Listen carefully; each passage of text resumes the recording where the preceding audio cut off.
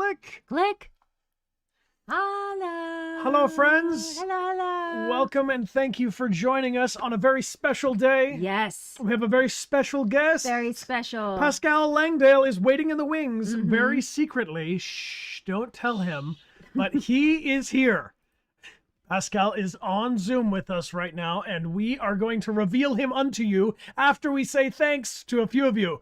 Lula, thank you for the hype. Our awesome mod team is very excited that we have a special guest here. This is a collaboration, a long time in the works. We have been excited to play through all the branching story games we can this summer. We're doing a summer of story, and it would be impossible to talk about branching narrative games without talking about Heavy Rain. So we have Ethan Mars, actor. Pascal Langdale is here with us on the stream, and we were going to do some Q&As with all of you, and so we just want to kind of explain how this is going to work before we bring our guest on. Yeah, so if you have any questions that you'd like to ask Pascal, you can tag us in chat, and our lovely mod team will be pulling those questions and putting them into a special channel for us to ask. And feel free to ask about his experience working in performance capture on Heavy Rain specifically. He also has a really cool project coming up that I'm very excited to hear more about. So let us know we're gonna jump into the world of interactive stories. Is the theme for today's discussion. If you're not familiar, Heavy Rain is the previous title from Detroit Become Human before Beyond Two Souls that came right before Detroit Become Human. So we're ready. Are you ready? Are you ready? I'm gonna do first. I'm gonna say thank you to the real Lula for starting us off with some big hype. Thank you so much. Thank you, Lula. Appreciate it. Thank you. And Vishelia is back for 98 months. Welcome back, Vishelia. Thank you for supporting our channel this entire time. Yes, and Sunsprite is back for 50 months. Welcome back, Sunsprite. Queen Kaio is back for 36. Hello. Temi Levio is back for 30. I see Jade Roman back for 27. Rose Bobati is back for 51. Wow, we have some longtime friends with us today. Thea Coster is back for 13 months. Hitsulia is back for 6. Welcome back, everybody. Thank you, friends. Appreciate you joining live. And I am Lucifer's back for 94 months. Wow. Saying happy 4th of July to those of you celebrating. Shanae, welcome back for 9 months. That's a Twitch baby. Here you go. Raise them up right, teach them to vote. And K Birdie 64 is back for 90 months. That's 990 team. That's a legion of Twitch babies. That's so many babies. Akiko, welcome back for 20 months. And Furkawan, thanks for being here for 2. Appreciate the resub. Miss CIS is back for 20 months. Thank you. Thank you. Also, I see a lot of people are asking questions already. Nice. So just know that the mods are pulling that into a side chat, and Amelia and I will grab them as we go. Cool. Yeah. Phoenix Neptune's back for 11 months. Berliner Saft is back with a gifted sub to Rat Lover. High five. And Acid Burn, welcome back for 90 months as well. Okay, so 90 months ago, we were playing from Heavy Rain on stream for the very first time. That was you were. I was even before Detroit Become Human was released. Heavy Rain was the first game that we started streaming, which would have been April 2018. I think it was like April Fools. yeah. Tricky day to have our stream anniversary be April Fool's Day. No one believes us. Yeah. We got Nookies is back and subbing, and Maria Murr. Thank you for the gift sub to Mariah Loves DBH. And also thank you to everybody that ordered a signed print. Those have all gone in the mail. There were a couple that were ordered right after the stream that will be shipped out on Monday. But absolutely everybody was awesome with that support for our upcoming game, The Grand Prismatic. Really appreciate you. And okay, there's a lot of questions coming, so we should get to our very special guest. I'm going to turn on my camera, which was my clue. I do like this, and I said when I pull on my ear 14 times, that means that it's time to go live. All right, let me get my earbud in. You have an earbud, I have an earbud, and if everything is good with you, I'm going to push the special button.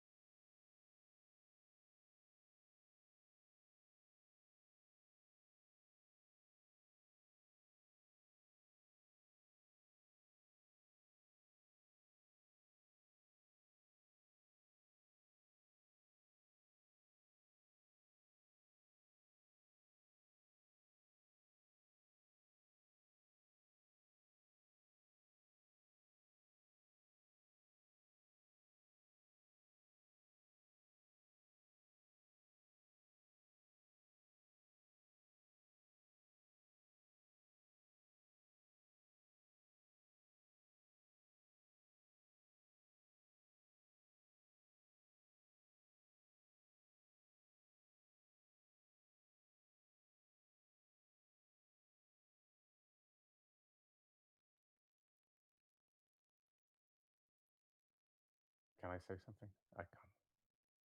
It's going great so far. Audio, please. Hooray!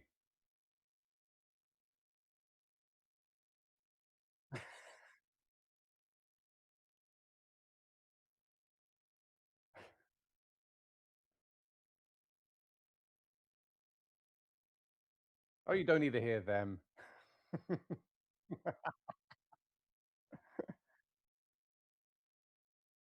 hear Brian.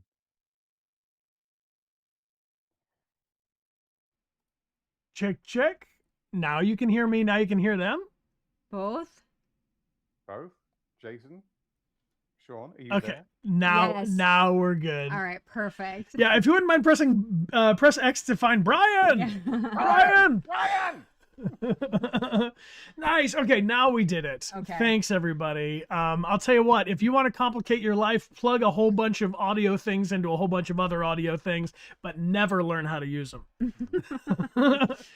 So Pascal, thank you so much. Thank you so much for joining us. Yes. This is really cool to kind of catch everybody up to speed. We got to meet in person at it was San Diego Comic-Con for a panel with Quantic Dream. Do you remember what year that was? It was a decade after its release. It must have been 2019. I 19? think it was 19, maybe. Yeah. Yeah. Yeah, Wow. yeah. 20 years. That's right. Yeah. Since, That's Wow. wild. That is wild. I can remember thinking it was extraordinary that, I mean, it was extraordinary to me that a game that old was still of interest. It's like, I mean, it was a huge validation of what we'd done, for sure. You know, it lasted so long in people's imagination. But I expected just basically a bunch of, well, basically 50-year-olds to turn up, Hmm. but it was a whole age range and wide demographic that had rediscovered the game. It was hugely gratifying, and yeah, I was very honored to be there, and then to meet you guys, meet some of the others as well, and then sit Really next ruined to the whole thing.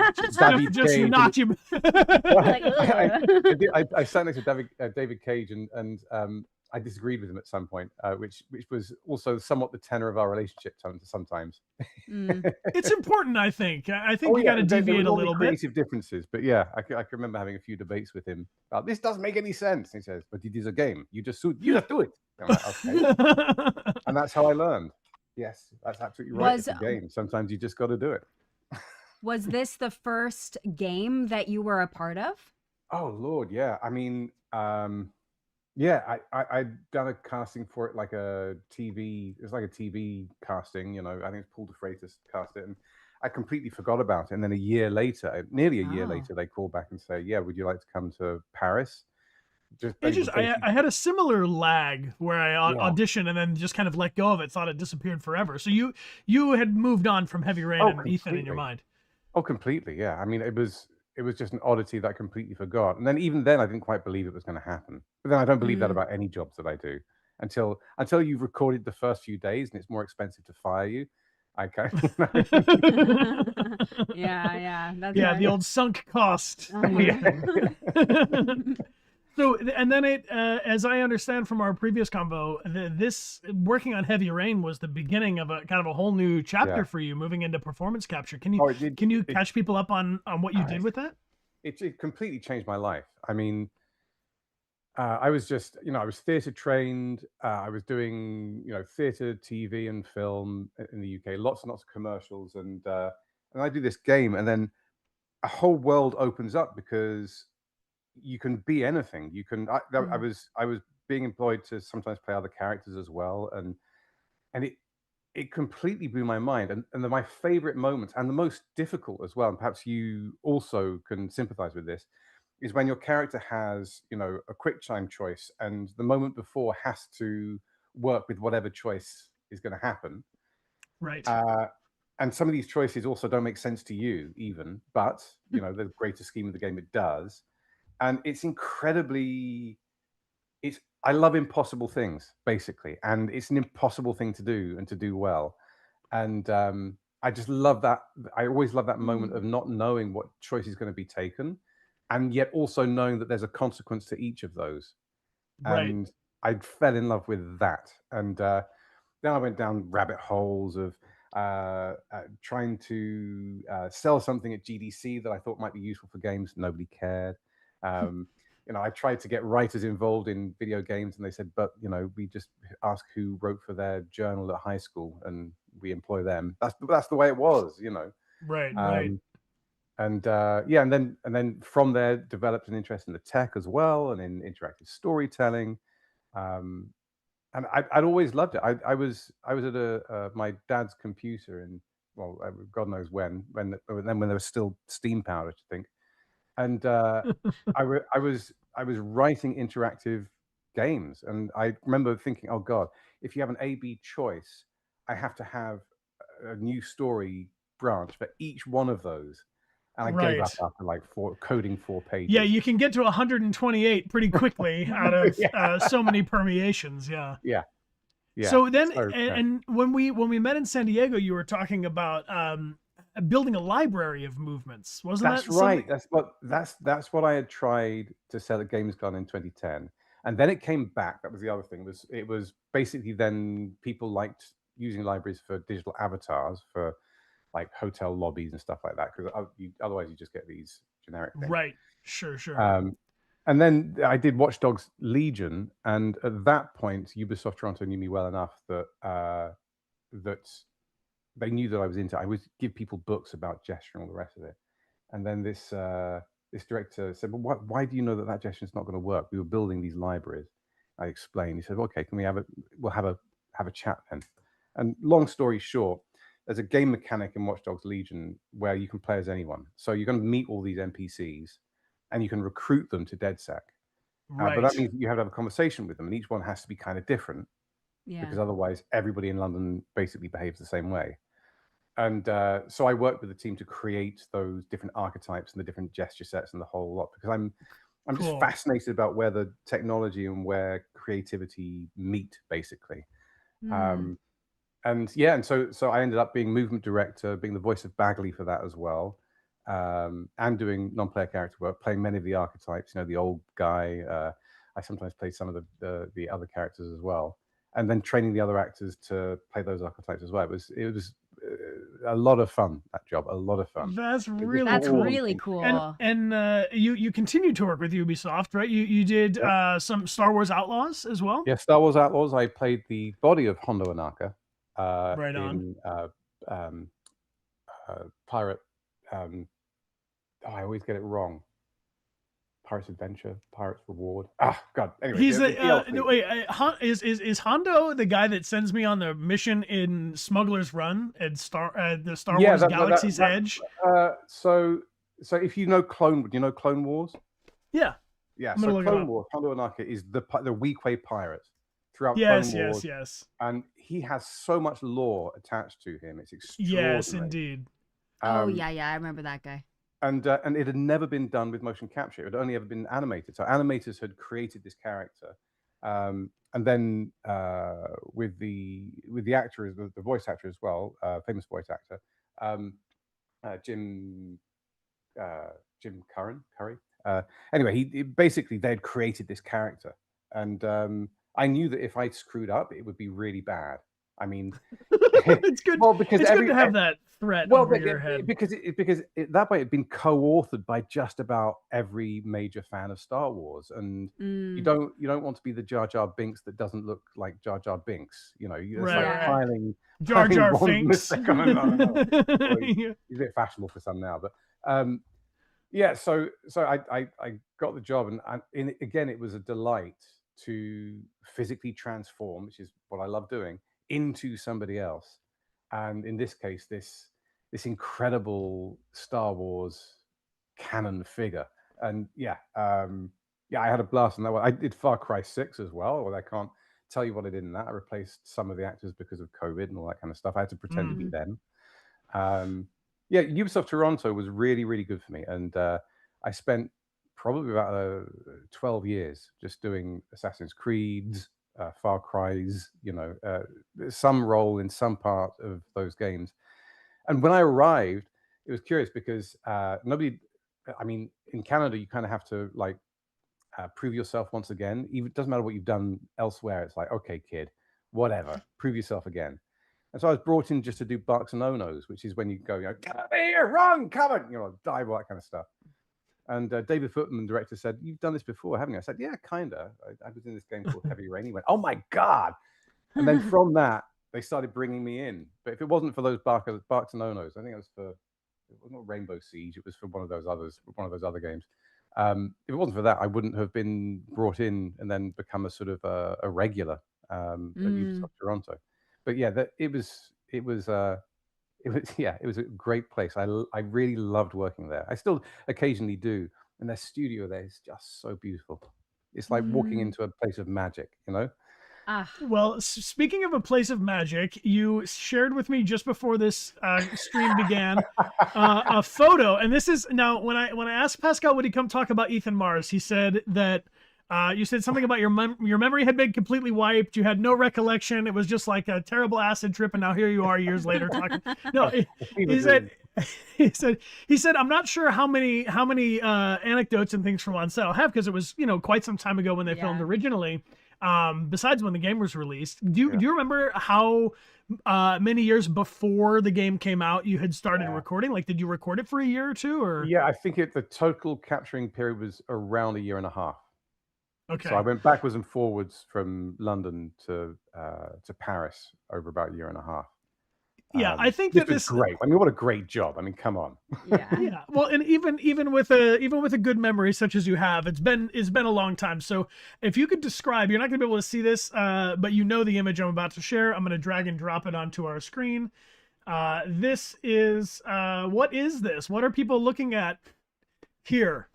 This is a sort of a burrito man. Yeah, so winter in Paris can be pretty cold, right? And the studio at the time had basically no heating, and it was freezing cold. And so just in between, you're in these lycra suits, which are not very heat retentive. Normally mocap studios are a little cold because of that. But yeah, so I was freezing cold. The radiators barely had any heat at all. It was like a little bit warmer than death. so in between takes, I would get close to this, and then I think Jeremy managed to find me a duvet. Jeremy Meunier, who was the mocap director, who then moved to Canada as well. We've been great friends ever since. He found this duvet. Yes, so for much of that winter, that was my home. Very glamorous. Very glamorous. It is very glamorous. I'm just going to Paris to shoot. This is what it's like in Paris. I similarly remember it being very cold in Paris. I feel like thank you for sharing that. Never before released behind the scenes content. I can't imagine why you blocked out so much of this. No. So I have a question from the real Lula. They ask, how did you balance the heavy subject matter in the game with your life? Did it affect you at all? What was your process dealing with that heavy story? Because our last stream of Heavy Rain, we were like, whoa, I don't know if we can handle this. We're about to trial 2, so things are starting to ramp up, Yeah. First of all, I really like dark stories. So I enjoy impossible moral quandaries. And so for me to play a role within that, I actually find is curiously enjoyable, mainly because I see acting as being the ability to experience life as somebody else. I don't really make that crossover, and it doesn't become me. I become the person. So there's that little division there. I will say that. Yeah. I mean, I will say that when I first watched it back, I had memories of being in the actual virtual room rather than it being a mocap set. So particularly the finger cutting scene. Any spoilers? The finger cutting scene. I remember being in the virtual space, not in the studio, and I have to. That my first images of the virtual space, not the studio, and then I remember the studio, and I remember the various ways of working out what different kind of reaction for the different ways of doing it would be. And doing it all in one afternoon. And afterwards, very bad afternoon. So many options of how to remove one's digit. Yeah. So this I was exhausted afterwards, but it's a good exhaustion. It's that play. that That's what I see that it.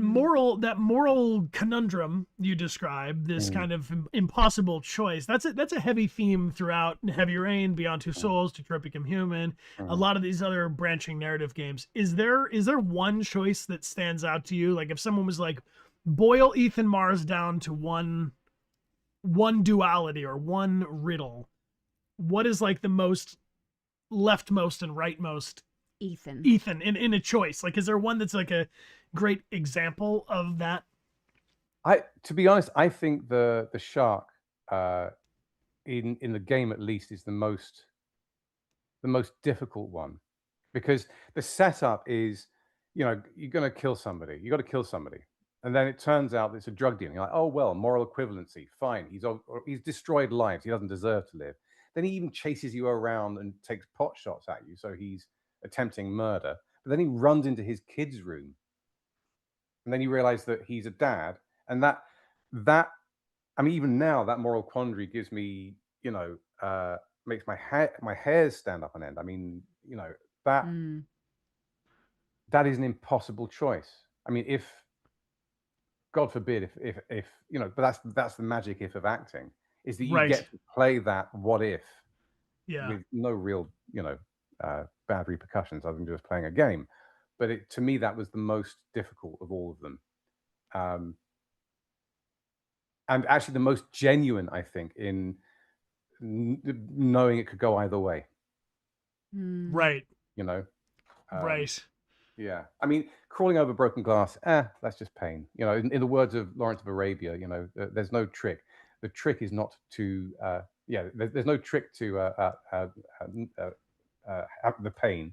The trick is not to mind that it hurts. And I sort of think, Mm. I could deal with that if the stakes were high enough. I could deal with any amount of pain. But Right. Right. Right.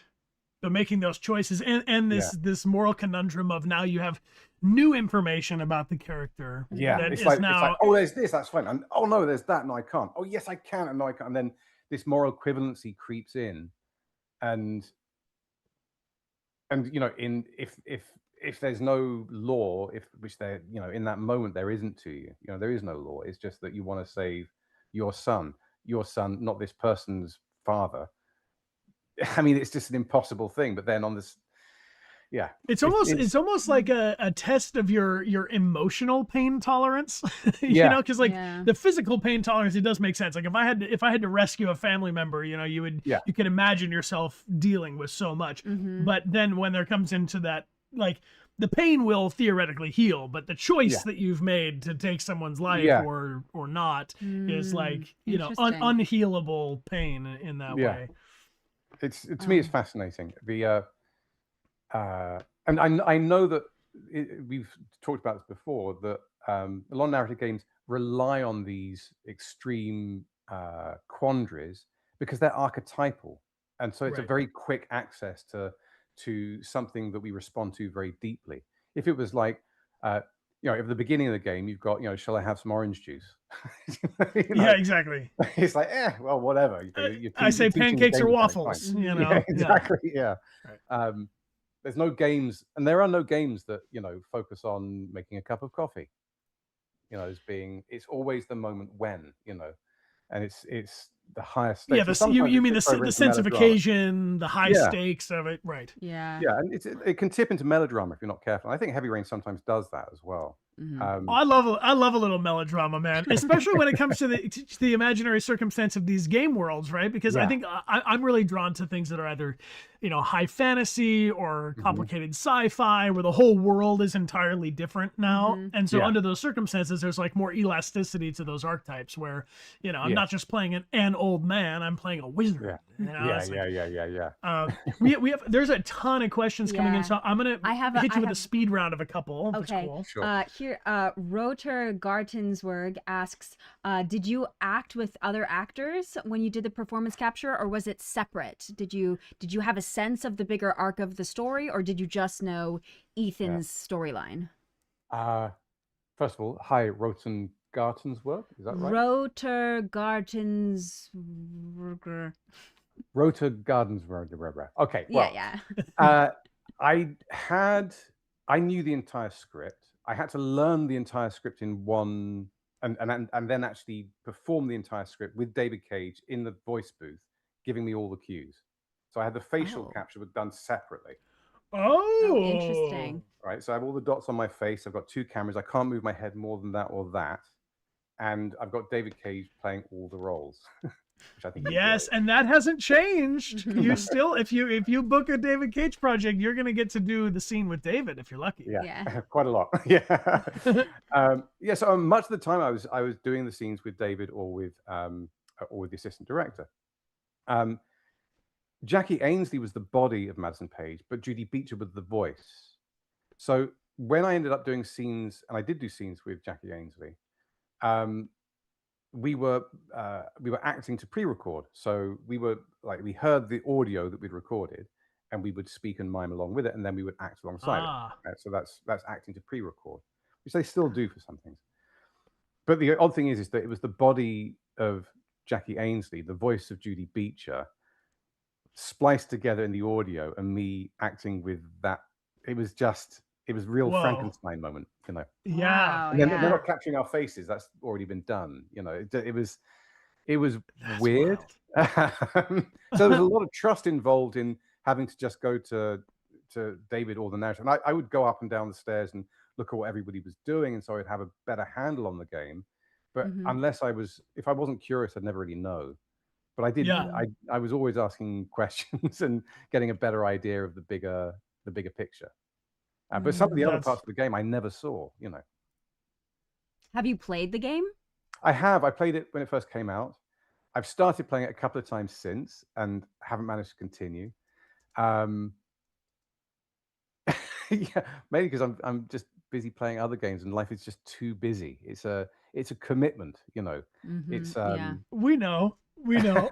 And wait. This is our dramatically appropriate moment, Pascal, to mention that you happen to have made a Twitch account, oh which yes, happens to be linked easily in the chat right now, and happens to also literally be oh your yeah, name. yes, So I, handily, yes. Yes, so so maybe that's where we could play some Heavy Rain. well, yes. I mean, we could. I would be up for that. I've actually got it on Steam. There's no reason why I can't do it. What am I playing at the moment? I'm playing Star Wars Outlaws because I'm in it. Um, I'm playing Biped. I don't know if you've ever played Biped. It's a really cute game. No, Really cute. Biped 2. That's what I've got another computer just over there, which is the Steam machine. Mm. cool. Yeah, so I'd be up for that for sure. And Well, I can think there's of some a few games hundred coming out. people who would be down to join you. Yeah, So because I actually, just want to use this to plug it. Go follow Pascal on twitch.tv/Pascal_Langdale. And yeah, you can be part of the first crew before his first yeah. stream Well, begins. I've got a few ideas of what to do with that, but I'm curious about what everybody thinks. Really, I mean, for instance, I like pulling apart trailers. Mm. Cool.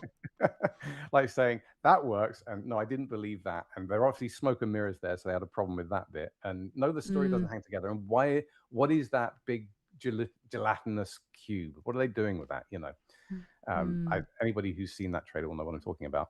So Yeah. I Indeed. like I like doing that, although it probably won't make me any friends. Um, Well, but yeah, but I'm I also think that's planning a to. lot of interest. I'm also People planning to are put people other are in. stuff Oh, yeah. there. So I'm planning to do another interesting experiment with basically a live interactive game that's serialized. And I'll be starting that probably in August or September. So it's basically yes, basically a live video game with interactivity. I'm And going to if I understand correct, that's the one that we have linked through to your mailing list, or is well, this another project? so I'm exploring different ways of doing it. So the Twitch idea is very simple. It's going to be I'm just going to be using me, facial capture, body capture, game engine. That's it. Two people, one off camera. That's it. Very simple. The thing that is linked to subscribe to or to be on the mailing list, that is a whole thing. That is a full on uh, live motion captured game drama, I would call it, where you have a live audience that comes into the capture studio, and it's like an immersive event in itself.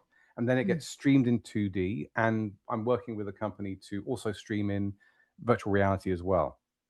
And the amount of interactivity you have gets more and more the closer you are to the actual physical action. So if you're in the room, you get to choose which actor plays what roles. If you're in the room, you can rig them, you can skin them.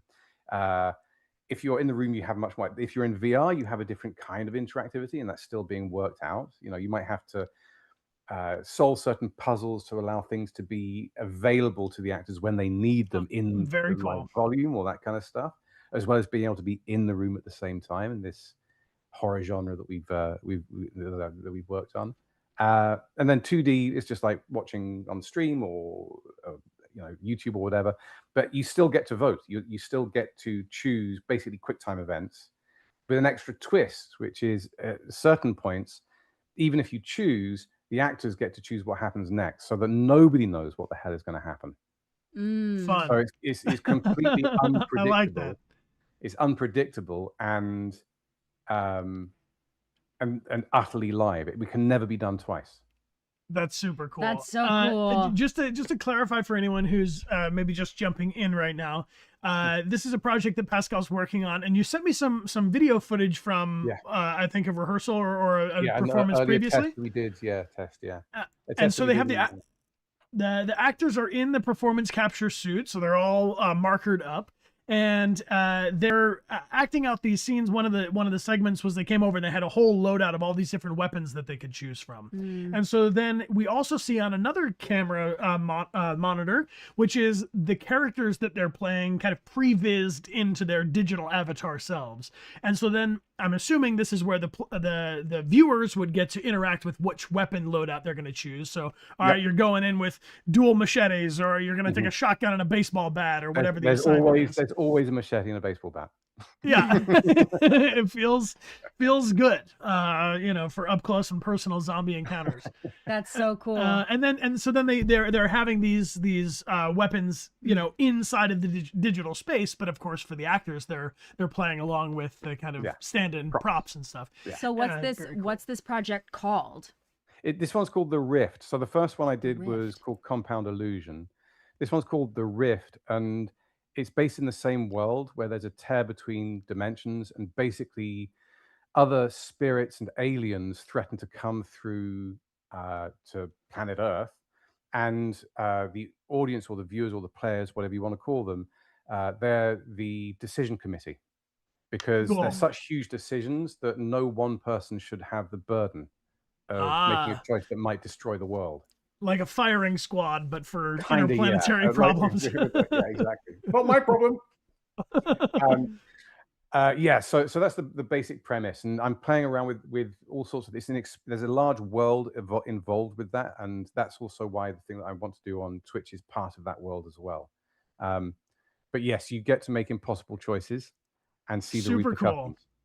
To me, this feels like Heavy Rain meets a Phasmophobia. Kind of a mashup. Yeah. And so you can imagine it happening with lots of games. You can imagine, I don't know, Final Fantasy at Comic-Con having a live event like this, and it's actually a live playable game in front of the biggest fans, that want it to succeed.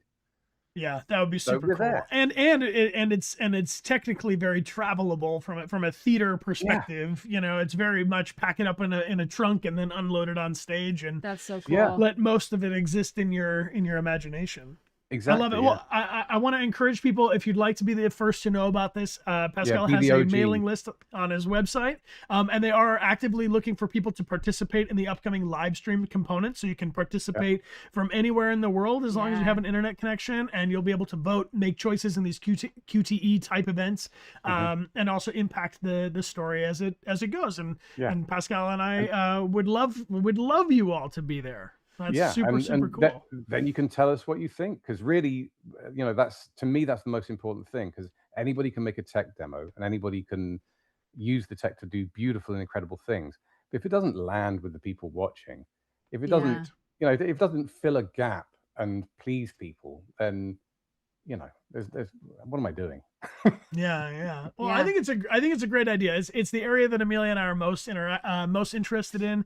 Streaming. We've got to get live you streaming. in it. That's what we've got to do.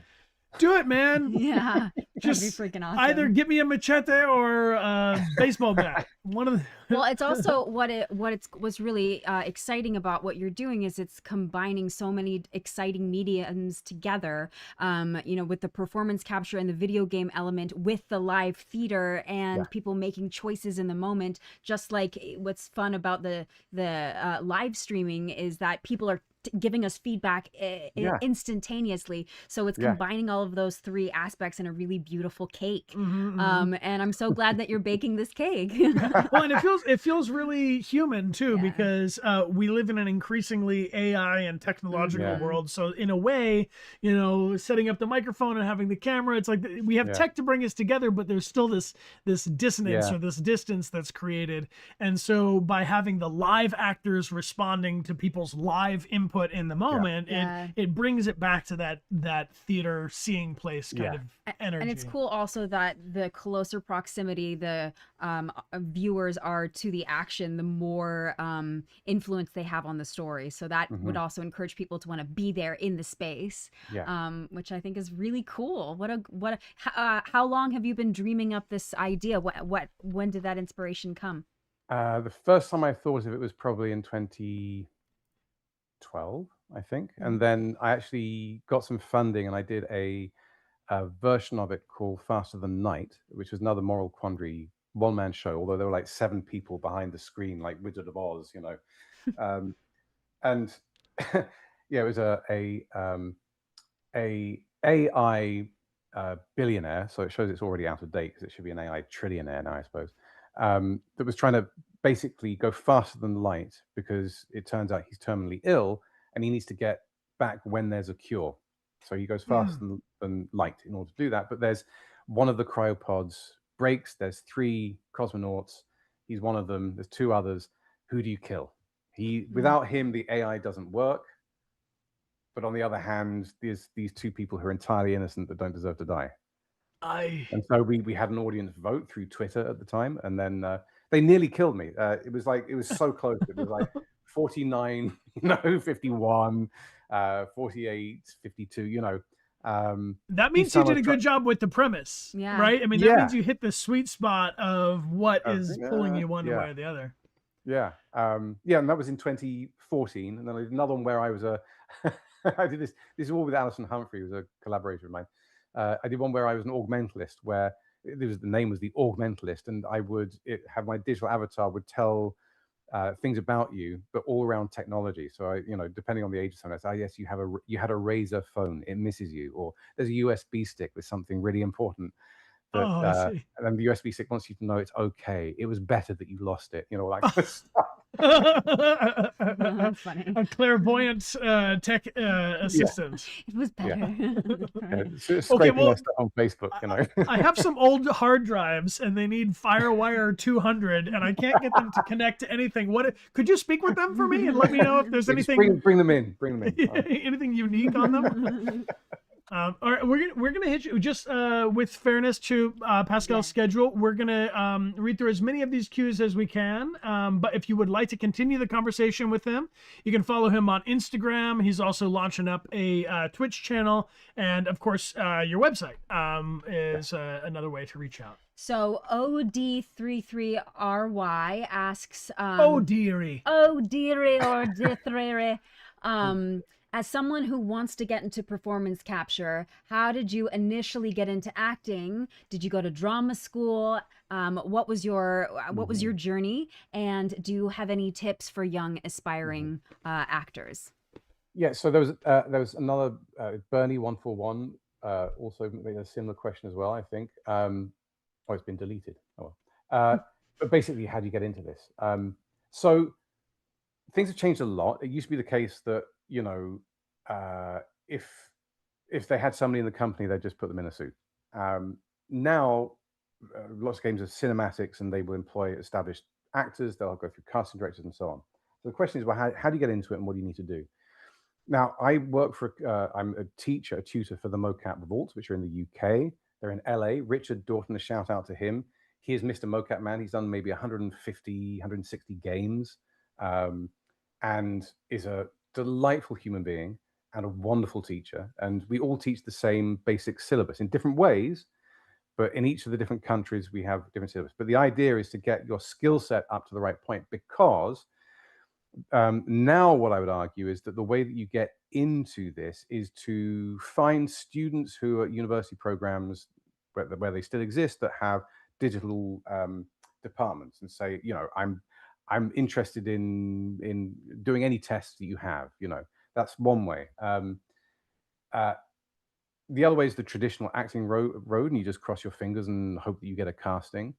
It is possible that sometimes they put castings out for general castings, and those are really important, because even if you don't get the role that they're possibly suggesting, even whether it does or doesn't exist, they actually keep all the castings. A lot of these big companies will keep every casting you ever did, and they'll tag it. So if they need if you happen to point out that in the questionnaire that you speak Romanian or something, if they need a Romanian speaking stilt walker who can also tap dance, they find Which you. actually, I think we have one of those. Yeah, but that's often the thing with games. Sometimes you're there because you have this collection of very unique, and these days, because there's a drive more towards authenticity as well, that is possible. It's not impossible. Yeah, yeah. Um, And I think, as you mentioned, with the special skills being a big part of it, a lot of people I know that work the most in performance capture have stunt skills, martial yeah, arts skills, weapons yeah, training skills, like that kind of stuff. Because if they can get in there and realistically look like a Navy SEAL and yeah, move through the space like they actually know how to handle these weapons, it just saves a lot of energy than to fix me being yeah, like, yeah. bang. And I think that a lot of games at the moment are actually using stunt actors first and then getting them to act if they need NPCs, rather than bring in actors specifically for that role, Right. because stunts are also getting better at acting as well because they're training. So Sure. that line has become a lot more blurred. Um, yeah, I mean, I run close quarter battle classes as well, for exactly for that reason. Um, yeah, yeah, It's but not it's just for that reason. It's because you're a well, nerd and you because want it's to LARP on a fancy stage well, and hit each other with foam. well, it's not. To me, it's how to use a rifle and a sidearm, so Right. and handgun, and how to look like you're a tier one specialist, and then work out, well, when things go wrong, what does that look like? Again, Sure. it's impossible things. I just like doing impossible. That's super cool though, and I can imagine it's a lot of fun. Oh God, yeah. It's like the It's make ultimate believe, so it's play okay. pretend on the yeah. You're just hanging out on the playground. Yeah. I'm gonna speed round you a few more here. Do you have a favorite character besides Ethan in Heavy Rain? Is there one that stands out to you, or after all this time you remember fondly? Uh, I like Leon Ockerden's character. Nam and Jaden Yeah, FBI. yeah, Nam and Jaden. That's right. Yeah. I also want to apologize for my American accent from back then, because at the time I was living in London, and I was London born and bred. I hadn't been living in Canada for 11 years, which it is now. So when I hear my accent back, there are the moments where no, I would not put up with that now. I So I don't know. would just I want to think your apologize for American that. accent's probably more believable than my British accent. Well, So. also there's like so many different dialects, like there is not one American accent. There's so Yeah, many different ones. So I think but it's Nam and I Jaden is definitely my favorite. Yeah, I think maybe Ethan like took a trip to London one time and had some memorable experiences. It really stuck with him. yeah. Do you have a scene that you remember as being the most? This is from, sorry, the previous question was from Video Nerd, and this one is from Beck Radkit, who says, "Do you remember what was the hardest scene for you emotionally in the recording, or one? I mean, you mentioned the finger chopping and the scene with the Yeah. guy, the bad guy, or the Well, bad guy. there's some dark endings as well of just a warning if anybody is triggered. There's very dark endings about Right. how self-determination would be how I put it now. That was hard, and there were, I think the finger cutting was just exhausting. You had to reset, and then okay, now I'm going to do it with clippers. Now I'm going to do it with Yeah. a tooth saw. Now, and that was just really exhausting. And I think the exhaustion that you can see in Ethan Mars's body is genuine. It's mine, and then you have to go and cauterize it as well. You know, it's that was I do remember that as being somewhat remorseless and exhausting. And afterwards I just wanted to go, to my hotel and be very quiet and just be in a dark room. Yeah, Yeah. some self-care. Mhm. Do you have something that you do in particular for yourself when you want to like kind of you had mentioned about seeing yourself as stepping into someone else's life and not necessarily having it weigh as heavy on you where it had to be you that became this character. But do you have something you do like when you finish a project to like set it off into the world or to like shake off the vibes? I dance. Dance, yeah, great. love that. Just put on some music and and just dance. I love it. I just and not like a self-monitoring dance where you have to look cool. It's like Right. however the hell you want to move, that's how you're going to move. Is there a certain song that you're like, oh, this one is my go-to song, or is it just different every time? And if we play it right now, are you contractually obligated to dance? Pavlovian response.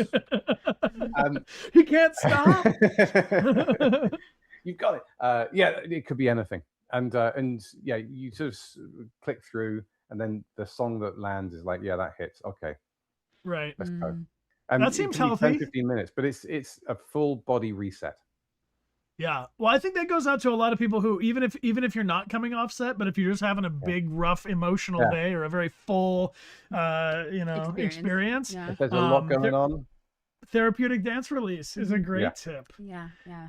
Have you, the question from Koast Omoto is, Okeast Omoto, asks if you've ever played any Detroit Become Human or Beyond Two Souls or the subsequent games. No, I didn't. I was moving country and family, and so I kind of, although I was working at Ubisoft, I actually kind of stopped playing games for a few years. It's only recently that I've started playing them again. That puts you in a delicious position for Twitch because there's so many games that people have played and have a strong connection to and would like to play with you, but that you'll get to experience for the first time, which is really the first couple of years of us streaming was people being like, wait, you haven't played Uncharted 4? You haven't played The Last of Us? What are you doing? And so then there was a really... there's a lot of you can get a lot of mileage out of it, man. Walk yourself through the whole Quantic collection, and you'll be streaming for years. I'm also not very good, I think, as well, and that might be entertaining for some, but annoying for others. I don't know. I would probably have to be getting advice from everybody all the time. I would say, as someone who was not a gamer at all when we first started playing on Twitch, that story games are the best kind of games for a new gamer, especially a branching narrative story, because it's not about the dexterity, it's about what choices are you going to make. And you can also tone down the difficulty so that, or I had to have a little like cue card of like, okay, here's the triangle, here's the circle, X, but branching narrative games are perfect, I think, for newer people who are not like super into like aiming and dexterity. It's those, and also those are the most fun, I think, to experience with somebody else, because it's the question of like, what choice are you going to make, or if you make this choice, then that pushes you in this direction, and then you have to go back to try the other version. And it's I think the most exciting to do with friends. Right. I should do Detroit with you guys. Do it. You can tell me what to do. We would totally kick you off, man. That would be fun. Yeah. I think that just for what it's worth, there's a lot of people that are very much into this genre of game. The branching story games are huge, and what we have found through everyone's recommendation on stream is that there is kind of a finite pool of these games where if you're a super fan of a branching narrative thing, you can, with some effort, make it through the zeitgeist of all of the Supermassive games, Quantix games. There's the Life is Strange, Don't Nod, and Deck 9 games. But, there's really only the Telltale games. Yeah. But outside of that, you start to get into like, oh, this is an open world game with a branching narrative, or there's other games that have like components that can change, but really there's a I would be happy to There's a send you a canon. list There's a certain canon. Yeah, Yeah. yeah. yeah. There's like There's a catalog of you can branching stories. and you can feel them evolving off of each other, and so it's been really interesting for us to revisit Heavy Rain and see what things are in this granddaddy of storytelling branching narrative games. I'm ancient. I mean, yeah. it really, like, there are other games that have done what Heavy Rain has done, or mimic choices, and Heavy Rain borrows things from other games to build to where it is, but it's impossible to talk about branching narrative games without bringing up Heavy Rain. I mean, it really is like the quintessential example. And even at the time, it wasn't certain it was going to be successful. So right up to the launch, so even actually before the launch, I should say, towards the end of production, we didn't know whether Sony was going to actually give it a marketing budget, because it was a bet. Because at the time, it's difficult to imagine, but at the time, it was not a usual thing. It was a new concept, you know. Right. And then around the same time, there was also Alan Wake as well. LA Noire came out a little bit after that as well, but in the same period. And so a lot of companies were working in the same kind of area, and the graphics had just got to the point where they were good enough, but the audience wasn't certain. And I always think back on that thing. It was incredibly, it was showing incredible foresight that Sony went, yeah, okay, we will invest in marketing this because we think that actually it's got a market. People will enjoy it, and it did. It really it was, for its time, it was, for the kind of game it was, very, very successful. Yeah. Well, we got to say thank you as people who get to inherit the fertile ground that you tilled with So this Heavy basically, learn Rain. from our mistakes, right? Yeah, got it. Yeah. No, I mean, no, it was yeah. without Heavy Rain, there would be no Detroit Become Human. Yeah. And without Detroit Become Human, there would be none of this for us. So in my personal journey of, you're an actor and you hope for an audition and you hope that the one audition that you really like comes back sometime eventually. I'm really glad that Heavy Rain was the success that it was, so that people could have more of these kinds of games, so that the storytelling would continue to evolve. And it's cool how that, like the butterfly effect, I think it's cool how that has also encouraged you in what you're doing now with your new site specific and co-streamed branching narrative, which is so freaking cool. I am so excited about that. Yeah, man. Like, very inspiring. I want to encourage everybody in the chat to drop a follow again, to go, it's pinned at the top of the channel, but !Pascal in the chat will take you to Twitch and Instagram if you want to follow along or ask a follow-up question. I'm sure Pascal will be receiving some messages and can reply. And then you can join his mailing list for his really cool interactive theater. Video game live theater. I like that you're throwing all those words in that as well, because shove it on. Did I put raid instead of rift? I call it a raid. It's a real-time animated interactive drama, but mainly because it's not theater. And I always think that theater, I associate theater with so much, and the people that go to theater are always being dragged into, you're trying to drag people into the theater. I'm kind of going, well, where's the audience? They're playing games. Let's go to them. That's where they are, and that's what they want to do. That's what I want to do. So I just find it's like, it's not really theater, but it's not really, it is and it isn't. It's like video I'll call it something else. It's the way of the future, the way of the future, the way of the future, the way of the future, man.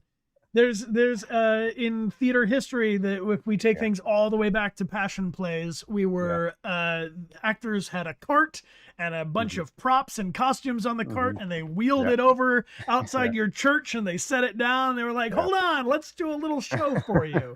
So I think going to where the audience is makes a ton of sense, and this is where a lot of the audience of the branching narrative crew that I know will be very excited to follow along with what you're doing. And I really just want to say that I'm grateful for you taking this time. I know we kind of went over the time that we anticipated, but thank you so much for spending this Sunday with us, man. Well, thank you for inviting me, and thanks everybody for turning up and asking questions. It's always a great honor to know that something you've done has an effect on other people, that they've enjoyed it, they've experienced it. And with video games, you very rarely get to see who that is. It's made months before. then it comes out and people are playing it in their homes. So you don't have that response. And so every time I see it, I'm grateful for it, and I'm also grateful on behalf of all the other people that were involved in making that game, because it's not just, Ethan Mars is the result of so many people, not just me. So thank you very much. Thank you. Of course, we love you. Thank Aw. you, Pascal. Thank We you. send you a big hug, my man. Thanks for spending your time, and I'm sure we'll touch base soon off stream and so on. We're gonna take a little hydration break. Everybody, drop Pascal a follow, Yeah, and thank do you for it, all your do nice it. messages. And Pascal, I'll follow up with you after we're done with the stream. Great. Cool. Thanks, man. Bye. Oh, So cool. what a lovely day. What a lovely day. This is super Ah. cool. And I'm just so excited to see what this next project is all about, because from the little samples that I got, it seems like this really cool hybrid of what I've seen some people starting to do with Twitch, Yeah, but it's still very new. The idea, we've seen people that are VTubing, we've seen people that are doing like chat impacts the stream. Yeah. But to have chat impact the stream, but then the whole stream is a group of live actors doing a performance. I mean, that's really going to be fun. very cutting edge. I think that it's he's doing something that's he's like ahead of the wave, so to speak. He's like he's the front of the wave. Follow Pascal. Yeah. We're gonna take a quick 5-minute hydration break. If you would please get yourself a snack or some water or things. We'll be right back. We are gonna be continuing with Directive 8020 on our Summer of Story. We're gonna look about 15 years in the future between Heavy Rain and the most recent branching narrative game that comes to mind, which is Directive 8020. Oh, I thought you were doing I'm like, wait, Directive 8020 takes place 15 years after? No. I'm saying if we take the QTEs, the branching narrative, the choice-based outcomes for what we have in Heavy Rain, and now we can see how that has impacted Directive 8020. Yeah. I do want to say thank you so much to Jade Roman 89 for the gift sub group hug. Thank you, Jade Roman. Appreciate Thank you for showing some love, and Nookies, thank you as well. Thank you, Nookies. Thank you. Appreciate your support, everybody. If you got one of those many gifted subs, please feel free to type !starter kit in the chat. That will get you a link to show you all the perks of being a sub around the channel, and be sure to say thank you to the people who gave them to you. Yes. We're going to take a 5-minute hydration break. Go get yourself a snack. We're going to crank up the air conditioning because it is warm in this room. And we'll see you all in 5.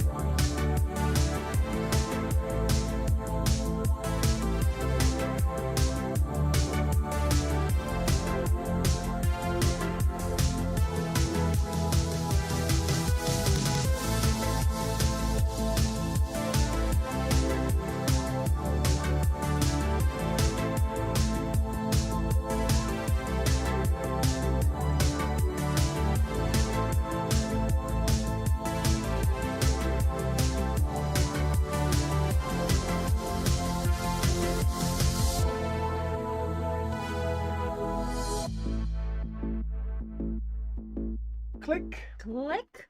Welcome back. Welcome back, everyone. And thank you, Magnolia Sims and Berliner Saft. Teaming up together, Magnolia Sims with a 20 gifted subs, wow, and thank Berliner Saft pushing us over the edge of our goal. We've got a signed print we would like to send out to some dear friend here on the stream. Yeah. If you would like to enter to win, all you have to do is type something in the chat right now, and we will pull a winner. Amelia and I are happy to sign them together or separately. You can pick the print, send it to yourself or to a friend. All you got to do is type something in the chat. And a big thanks again to Pascal Langdale, who plays Ethan Mars in Heavy Rain. So heavy. Who joined us to talk about his experience. And I really encourage you all to stay in touch with his upcoming projects. And Amelia and I really hope to be able to collaborate with him. So we'll see how that goes and keep you all posted when we find out he's doing his first Twitch stream. But he just started a Twitch channel as well. He said August, September. August to September. So that's right around the corner. Give you something to look forward to in the near future. Freya Lucius Calum, thanks for being here for 9 months. Thank you, friend. And River Break Art, welcome back for 29 months. It's good to see you. Thank you, thank you. All right, we're going to pull a winner now. I got a winner, and the winner's name is Brilliant Piatina. Congratulations, you are the winner. I just sent you instructions on how to claim your prize. Please double check your address and everything is correct before you hit enter, so your prize gets to you real quick, no problem at all. Yes. All the signed prints have been shipped out and are on their way to you now. You what? You! Thanks for being here, everybody. Moogie Blue. Hey, Moogie Blue. Welcome back for 72 months. Hello. Hello. Hello. And Jay Franklin, welcome back for 7 months. Swan Hearts here for 11. Mira SS, thanks for being here. And Awesome Jedi is back for 87 months. Thank you, Awesome Jedi. I appreciate you. K Birdie, thanks for the gifts up to FTL. And Detroit Become Raccoon. Say what? Appreciate you being here. Mew, thanks for the gifted sub to Heavy Toes. These toes are heavy. Very heavy. These days. And Adam the Smashing, thank you for subscribing. Yo, and KK Bass, thank you for the double gifted subs. Thank you. Let me offer you a big hug and thank you for your support. Raven Wing Dragons back and cheering, and Vengeful with the double gifted subs as well. Hey. Okay. So, we are going to be going to space. We're going back to space, everybody. Going back to space. We're going to play episode 2 of Directive 8020. And just a little bit of a recap of what happened. We actually quite literally have a recap of what happened. I think our mod team has set us up with this. Okay. Would you like to give a formal recap? Yeah. I think also, if I'm not mistaken, a lot of the time Supermassive Games will give us a little bit like previously on the last bad time. The last bad time. Things could only get so bad, but then they got worse for you. Yeah. Okay, so here's our little written recap. Would you mind? This is from part of my appearance who's doing the most to keep us organized. Okay. In the year 2065, the crew of a spaceship, Cassiopeia, is on a mission to colonize the planet Tau Ceti F. Oh yes, Tau Ceti. We love Tau Ceti F. Well, one of my favorites. We're mixed. Towards the end of a 4-year journey, during which the main crew is in an artificial sleep, something hits the spaceship, bringing what we later find out to be is a hostile alien life form onto the ship. Yeah. Dun dun. And it's not looking good. It's looking really bad. We've already lost 2 characters, I think. Carter and Sims, the maintenance crew, and the only 2 people awake, are subsequently killed in very bad ways while trying to repair the damage. Sims tripped and died. I think it was worse than that. I think that Sims was flung into deep space alone. Yes. And that was heinous. Shortly after, Carter is killed by Sims, who seems to be alive and well. Right. Something's very unwell. I am going to turn the difficulty down. I came in with a lot of bravado last time. I was like, playing this on lethal, and no. No. Lethal is lethal. Bad. And I can't handle it. Yeah. So we're going to go down to whatever's like for like guys like me. Yeah. Arriving at their destination, the other crew members are pulled out of their deep sleep. They find Carter's body and figure out that Sims killed him, while Sims hides in the maintenance deck. The crew then tries to orbit Tau Ceti F according to the mission plan, but things go wrong and the ship crashes onto the planet, with the result that the crew cannot finish their mission and return to Earth. All while the goo-shaped alien organism spreads itself inside the ship. So basically, things are not going. What you don't want to have happen on a spaceship is happening. Yeah. People getting flung. People getting We're flung. gonna have some organisms. There's an organism, and it seems to be like possessing people. Yeah, it's not like the regular bodies. These are kind of dark form entities. It's very dark, and the plan was to just like orbit. You know, it was not to land on Tau Ceti F. We were the surveying crew. We were gonna make sure that this was a place that the following ship could move to. Yeah. However, things did not go according to plan, and now we're stuck on a pretty hostile alien planet, and that's where we're Could about. be worse. Yeah. I can't actually think of how it could be worse, but it could be. Let's put our earbuds in. We have audio. You all love good, that. That's good. And Scree about VODs. I think maybe we chop them in half, so we have our interview with Pascal with no tech issues as one VOD for uploading, and then the rest will go on with Directive 8020. Doctor Who, welcome back for 85 months. Welcome back, and Faye Girl, hey! Faye Girl, hey! Big hug, Faye Girl. Thank you so much. Thank you so much, Faye. I saw your nice post, and I'm glad your prints got to you. Yeah. And Mew Memento, thanks for the gift sub to Lethal Toes. Okay, that's my cue to change the difficulty setting. Yes. We changed the difficulty setting because lethal is no joke. No joke. One thing I love about Supermassive games is they have the opportunity for 2 players to play together and to switch off back and forth between the different characters. So before we started playing, we each got to select what characters we wanted to play. And So then it's it will built. tell us Yeah, as we it's go. like, Amelia, you're up. Or Ooh. Brian, look sharp. Or Did we play with the same controller last time, or did we pass back and forth?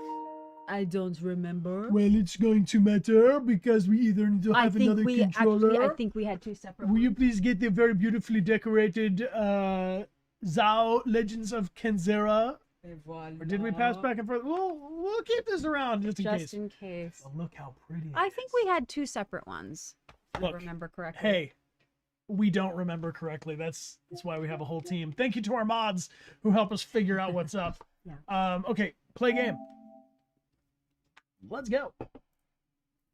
And you hear this sound? I hear you.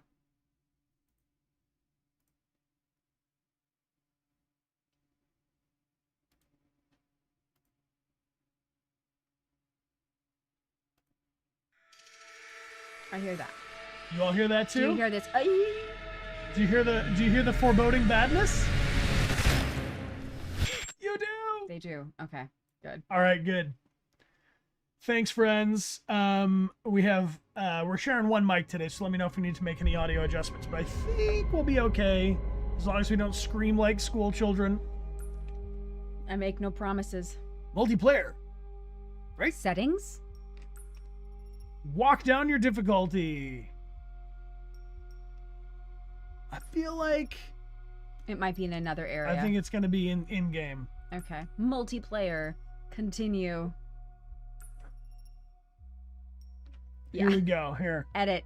Yeah, so what I don't want to do is do it on lethal because then I will die too much. Forgiving? Challenging. Yeah, I did challenge Lethal. I'll take challenging. Yeah. What about you? How do you play games, team? Do you like to play them on the most challenging or the most comfortable? Or the most lethal. Yeah, I like casual and experienced is how they call it in Detroit, but Yeah. challenging, forgiving, lethal, that makes sense. Mhm. Okay, we're good? Alicia Teacup, welcome back for 40 months. It's good to see you. Thank you for being here and for all of your help. I did not save my choice. Okay. Ready. Could be me, could be you. Depending on who's playing, we'll have this little controller by either one of our cameras. I'm guessing you're gonna be first. Potato, welcome back for 19 months. Oh, this is our new captain. Oh yeah, and this is where the bad room is. Satisfying. Oh yeah. So this is the ooze. This is the ooze. Jesus. What the hell was that? Yeah, you almost we took my... did Cannot this. go in there. It goes against every scientific protocol I know. We're gonna go from here. That was alien, right? Open it back up. At the very least, we need to grab a sample. I saw enough.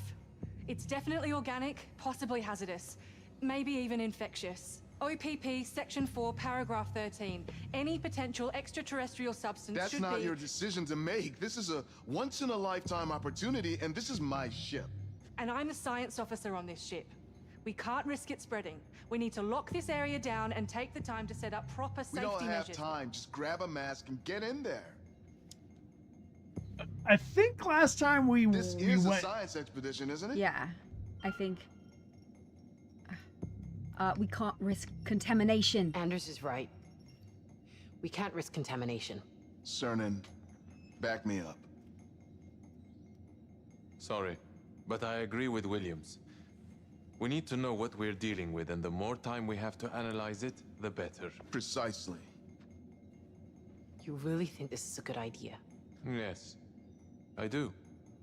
I'm the one who pays the checks. I'm the one who breaks the tie. We're taking a sample. I'll take it. I'm fine, Anders. Hand it over. I got this.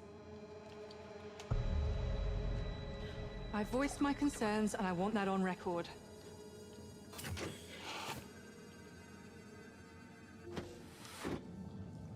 She's going in unmasked?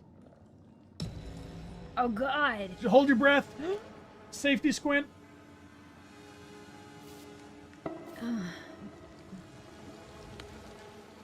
Checkmate, it says. Alright, here I go.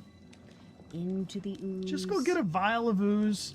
I could just do it from right here. Nah, you want to get that inner ooze. Get the inner ooze. Yeah, not, the outside gets kind of crusty. Just the table ooze. You want the table ooze. Alright. Brilliant. Thank you for being here for 6 months. This is bad. Don't want this table ooze. Oh, it has like eyes. Yeah. Yeah. Okay. R2. Sip it up. Ew. Yeah. Oh, no. We should get this straight to the lab. Wait, I'm coming with you. It's not safe to be alone. Oh, yes, because Sims is around. Sims. Yeah, I do feel like a mask or gloves would be good in that kind of situation. I know. They were just like in and out real fast. Yo, Jazz K's, thanks for the 21 months by this name. Appreciate you. Do we think it smells bad? Yeah, I bet it smells I think it smells otherworldly. like, yeah. Taking to the stars, as if we're the only ones among them. The universe doesn't share our hubris. It doesn't care about our odds.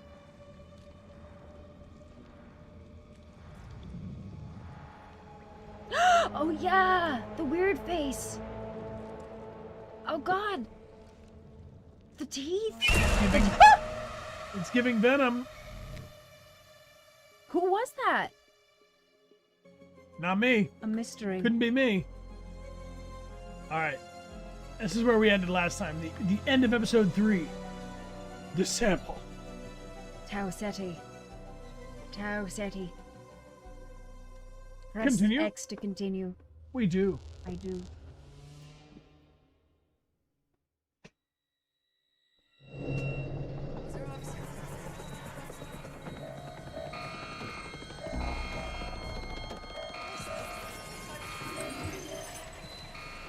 "18 hours later."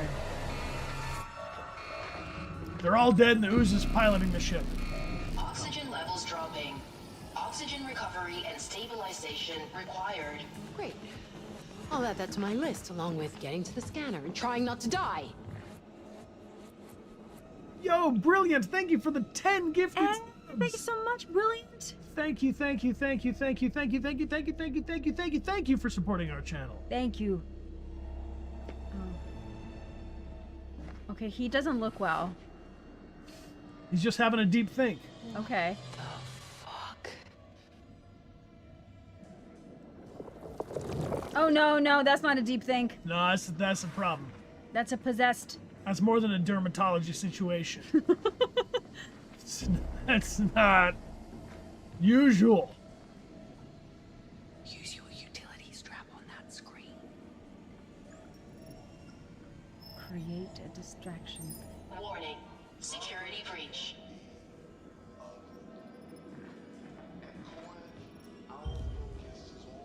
Okay. Driving Kick humanity. that can further down the road.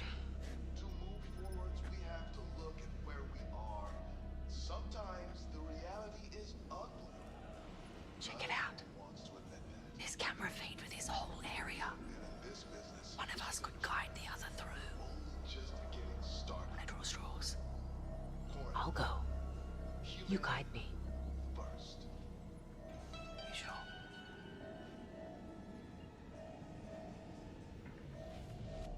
Oh god. Okay. Yeah, here's my sneak. Oh. Don't look at me. It is an interesting solution, I gotta say, the possession thing in a branching narrative, because we can still have the same character, but they could be, you know, Getting there. Sit tight. evil.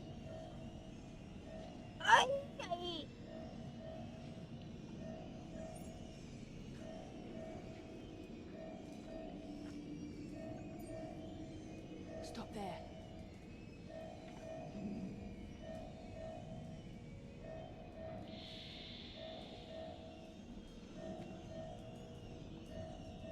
Okay, now. Take the door ahead on your right. Take the door ahead of my right. Okay.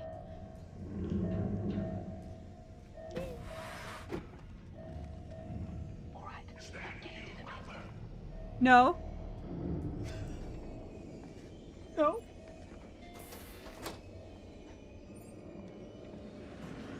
Warning. Unidentified group. Up? Can we go? Can you shove through that? And now we're gonna die in a tunnel? Stop. Wait there until he's passed. I'll say when. What's that purple? Maybe that's the direction of him.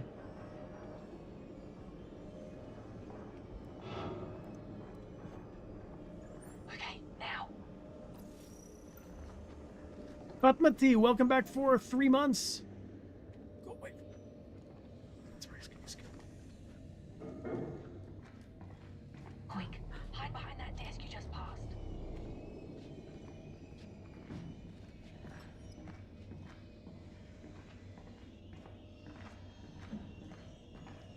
Am I hiding behind the desk I just passed? Yeah, you're doing great. He's just going that way.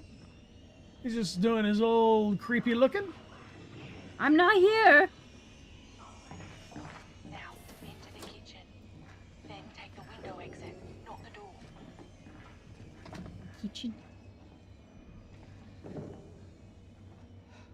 This is not the No, I'm kitchen. guessing the room he just came out of. Yeah. Take the window exit, not the door.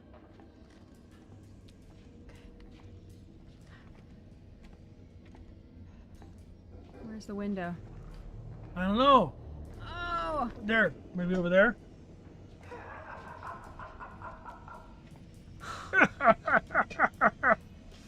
Unsettling. Very much so. Hold there. Stay in the office till they're distracted.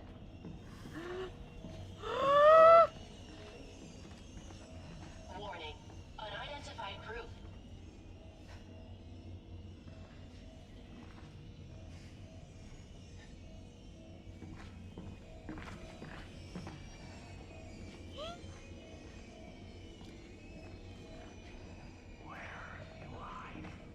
Not near you. You need to unlock that door so I can get over to you.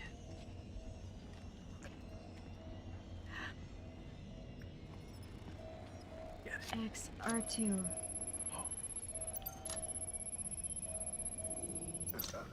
Oh! Ah!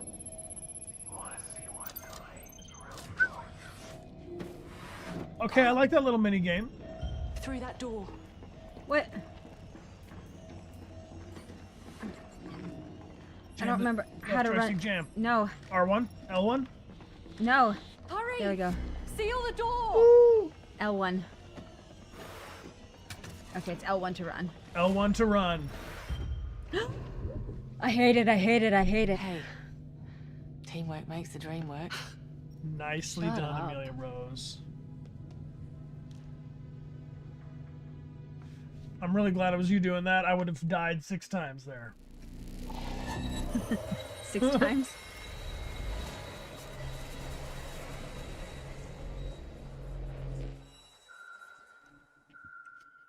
Present time. I know you all have questions.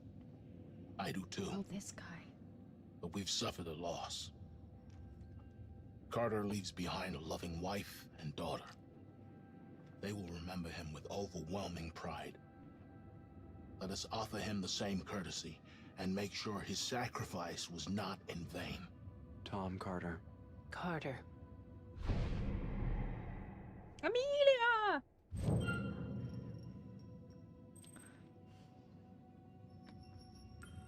Rest in peace. Isley, status report, please. We have crash landed in the Burnell quadrant of Tau Ceti F. Damage is significant. Worsened by the mountain we clipped on the way down. Yeah. My bad. I'm assuming we're grounded. Correct. Even if we had enough fuel, there's no way we're getting back in the air. Our only option now is to hold out until the Andromeda arrives. How much air do we have? Life support can keep us breathing, but the crash has damaged our FTL antenna. We have no way to contact the Andromeda. Or Earth. Can we repair it? Yes, but it'll take time. The ship is in a bad state. Security alert. Unidentifiable organic matter on science deck. So, are we gonna talk about the growth? I want to do more than talk about it.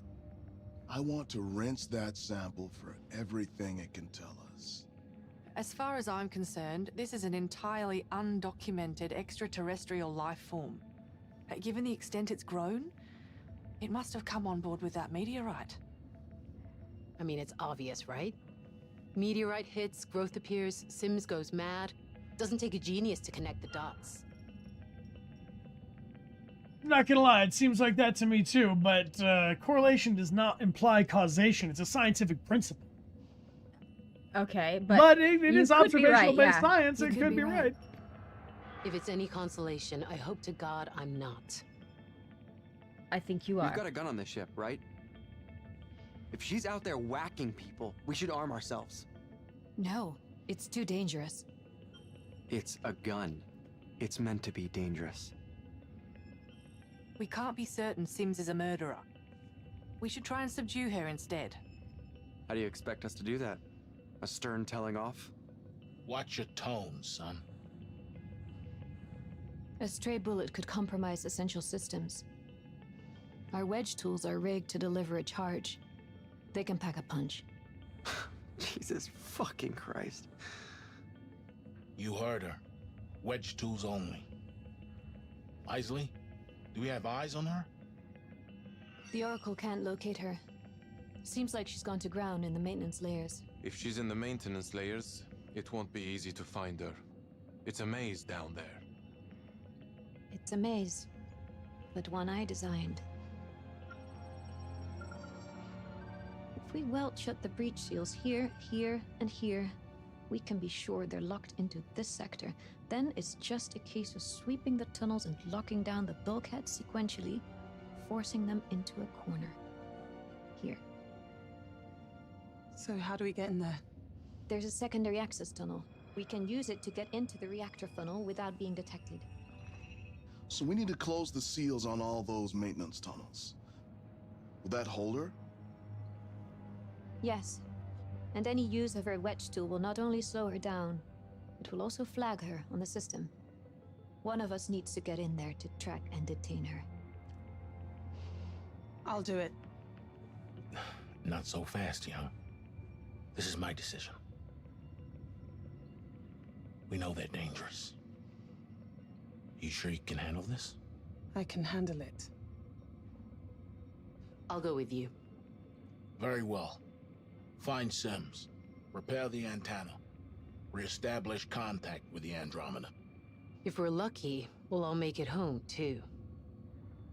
How shall I proceed with the substance? Run whatever tests you need, but don't put yourself at risk. Everyone get prepped. Rendezvous in 30 minutes. Rendezvous. Let's do. And Nokis, thank you for the 5 gifted subs. Thank you so much. Thank you for the support. Amelia, take control So again. I have a question for all of you. What do you think when we have the branching narrative choice? It has 2 options, and it has like a banner, and then it has a description underneath. I call it like a heading and a subheading. Yes. Versus in Detroit or in Heavy Rain, where it's just you have about 3 or 4 different choices, and it only gives you like a word, maybe 2-word descriptions of what kind of choice it could be. Yeah. What are your preferences? How do you feel? The pros, I think, are that here I get an idea a little bit more of what's gonna happen with a little bit more of a description. Yeah. We are seeing it here only with between 2 choices. Uh-huh. So I do think it might be kind of overwhelming if there were 4 of those, because it would be a lot to read. But the descriptions are good if they're short. Yeah. People like the more specific ones. I like a description. Prefer a heading and a subheading. Depends on the wording if it's correct or not. Yeah. The longer it is, the more stressed I get when it's timed. So it can be tricky to take. This for long to doesn't read. feel like it's a timed choice. Right. Prefer short descriptive choices. I like that a lot, actually, for big. So maybe it has to do with it being timed or not. If it's if it's a time choice, you should have to just run or don't run, right? Or it's a little more understood. Shorter is better for a fast choice. So I also noticed that in the subheader, that it's usually the line of dialogue that the character is going to say. Right. Do you like seeing that? Do you like to see the readout of what the character will say, or do you like to be surprised, to just have like an energy of like distrusting or trustful, or would you like to see what they would say? I'm seeing some. I like to see that. I see some depends if it timed. In my professional opinion, now that is the time to panic. If timed, it can be cool to have the icon or color to represent the mood / action of the option. Ooh. Yes, I really hate when a character randomly says something that I don't mean. Yeah, I think that's the biggest thing you're working against, is saying something that's like maybe just a higher degree than you mean, or a lesser degree than what you mean. Yeah, maybe just a sentence opener, so not the whole thing, but like just a piece of it. Yeah, I personally really don't like it when it says the whole line of text, because then usually when I'm streaming it, I read the whole line of text and then it says the whole line of text. It just feels like we're doing 3 versions of it. You didn't like in Mass Effect when you were affectionate to a character, but then it became an unintentional romance. Hey, it can be, life's like that sometimes. You never know. Accidentally romancing, yeah. A readout, but only the first sentence. A label to match the dialogue so you can choose better. The thing I'm finding with that is sometimes it can be tricky. You know, there's different interpretations of different words. Being surprised is an experience. I've been actually scared by some of Detroit's choices in that matter. In Little Hope, I got one character killed because of a misunderstanding. Color differentiating the vibe, like in Mass Effect, the Paragon and Renegade choices is mentioned. It's all about the wording, really. I find Hank intriguing, also that he's irritable. Yes, I remember that one in particular. The whole line takes away from it, but I do think an opener is a good idea. I like the color coordinating idea. I hate the choices that lead to things that I don't want. Yeah, yeah. Yes, yes. Okay. Okay, cool. Yeah, the doing it with the approach, like Grey Jedi mentions, like the kind answer, the mean answer, the logical answer. That it's if the tactic is very clear, the action is very clear. Okay. You like that Detroit's way of describing it was the tone, like empathetic or teasing. Those are very clearly different, even if the words that you say are different. Cool. Yeah. Super cool. Okay. Let's jump back in. We got Defiant Florian is here with their Deviant. I'm sorry. Defiant. Defiantly deviant The Florian. Defiant Deviant Florian and Deviant Android Alec. Welcome back for 18 months. Mira SS is back for 77 months. Nice. And Jen Miller Radio. Hey. Bonjour from Bonjour. Paris. Wonderful. 84 months. Thank you for your support. All right, I'm taking control Take again. control, babe. Let's go back in. Strange, isn't it? Thank you for the So input, different everybody. Yeah. from how we thought it would be. Terraformers are gonna have a hell of a job. Yeah, but I can see it now. Kids playing in the park over there. Grocery stores on the strip, and there, Corinth's new headquarters.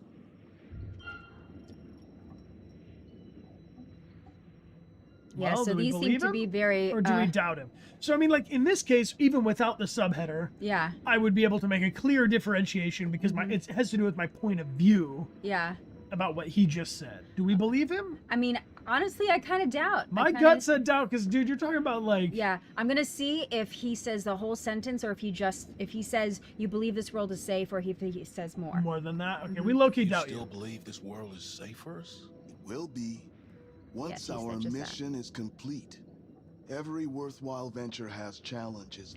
I have a dream for this planet, Stafford. And we'll get there. No matter how many times we may fail. Sir, No need to explain, Stafford. I have full confidence you'll see us through this. Earth will be expecting a progress report. We need that transmitter back online. Cernan knows what he's doing. You just need to focus on the task at hand. That's what being a leader is about, right? Delegation and dedication. All right, do we want to check? See, now, for instance, check. So they can't quite see everything. Let's read. Yeah, I can We're gonna change make the screen a little bit shorter, smaller, so you can see all the choices. So these are not timed, also, which is cool. How about that? Mhm. So for instance, in this example, check, I wouldn't know Yeah. meant, are you sure you're okay? Because I wouldn't Yeah. know the subject of the Yeah. check. But to reassure, I can understand. Yeah. what I'm it gonna would be. check. I'm gonna check. If you don't mind me saying, you're remarkably calm, considering everything. You sure you're okay? When I first found success, people started treating me differently. Before long, I found myself looking in the mirror at someone I didn't recognize, and instead of fighting him, I let him consume me. I lost a part of myself, the boots on the ground part that got me to where I am now. And sometimes, I wonder who I really am. Up here, maybe I can find out. Space can do that. And you're in good hands. The best, some would say. So that choice, it was. He had it was much more dialogue. I mean, I think that makes sense, Yeah. though. I would rather, in general, the lines be longer than what I see on the screen. Same. Okay, this is too many hands. Too many hands. Weird eyes. I call this a chasm of foul things. Why is this eye moving like this? Why is this hand? Is it growing itself? It's either growing it or absorbing it. Like, I feel like I it's guess growing itself. I feel like you it's think it's growing. growing like replicant humans? Yes, yes. Like it's a ditto? It's Hey, Brian. Brian, take that's control. me. Okay, Ruse Panda, how you doing? Welcome back 78 months. And Pale Aurora, welcome back for 31 months. So we are passing the controller. You were correct, mods, as always. I think that it's growing itself. I think it's replicating humans, and we'll be putting out clones very soon. That's Very soon. soon No those clones time will at be all. ready, There's yeah. no reason to delay. That's my hypothesis. Don't tell me if I'm right or wrong. Act now. Supplies are running out. We might as well be walking. I'm going to adjust my screen too so that if any prompts come up, you all can read them as easily. Ooh. Might as well be walking on the sun. Brianna Young. Okay, I set up a private channel. Go ahead and switch frequencies. Switching now. You hear me? Nice and clean. You know, even with all this shit, in some ways I'm relieved we aren't on Earth right now. I just hope Stafford can pull us through this.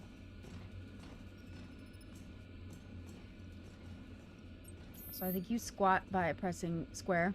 I'm not trying to squat. Okay, just letting you know if you need to squat. Listen. This is how I scan. Scan is pressing square. Yeah, okay, so then maybe you... Circle. Yeah, okay. Circle's how we squat. Yeah. Can you all tell we have a toddler? Okay, we're gonna go into this horrible place. Nicely. We've reached Squat. subsection D5. If you locate the maintenance terminal, you should be able to override the shutters. Yeah, this is looking like the override.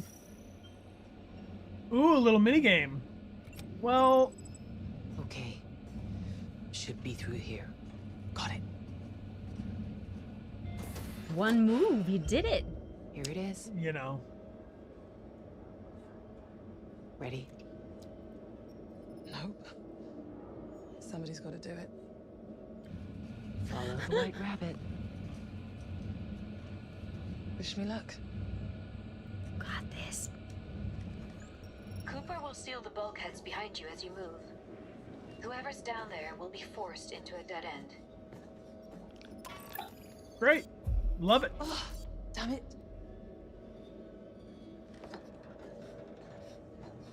Leslie, we're at junction 13. Okay, you all good down there? Yeah, so good. Biscuit, thanks for your kind message. Good luck keeping Connor alive. I prefer when he stays alive, thank you. Me too, he's nice. That depends. On what? If she cooperates.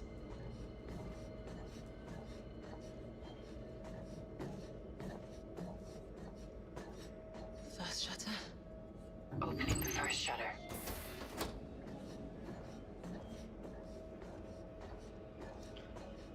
Subsection 4 clear. Sealing the bulkhead.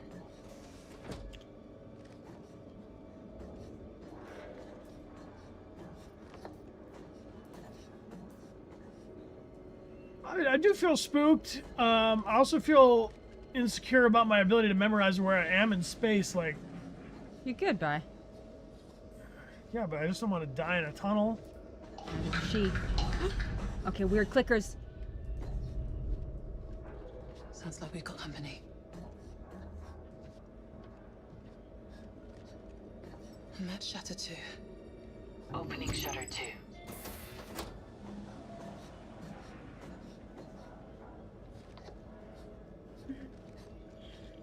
What do you think about this switch to first-person perspective?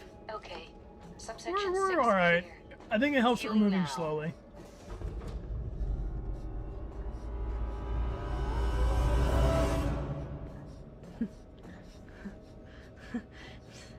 Just the music psyching us out.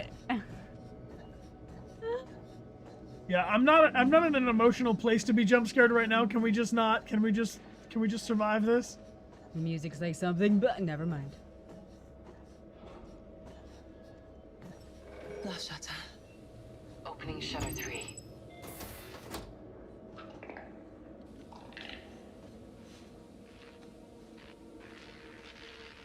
Hello?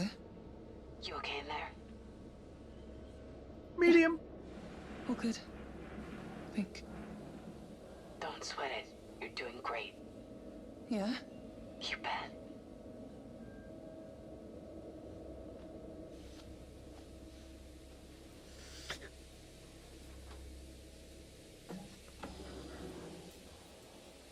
So I definitely am feeling kind of claustrophobic with this narrow, you know.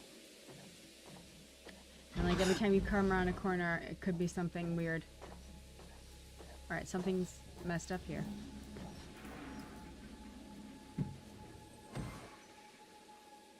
Yeah, if we're moving towards a destruction, it's getting more dangerous, more likely some stuff's just going to appear suddenly and turn us into go!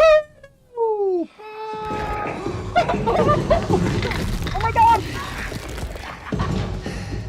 What the fuck? Go! Inverted. They're moving around to the reactor array. We've got them cornered. Yeah? Did we just get possessed ourselves? I better not be.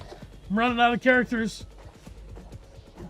Didn't seem like you had any kind of choice right I there. feel like I'm real suspicious down in the air vents.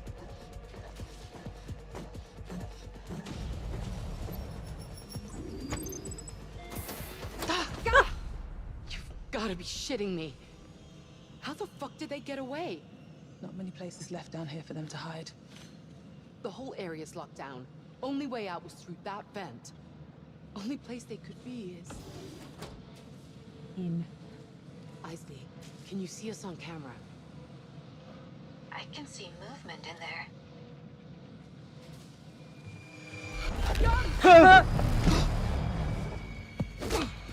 Okay.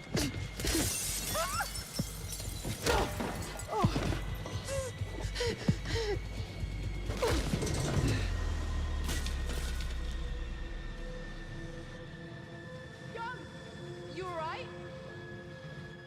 I'm coming down.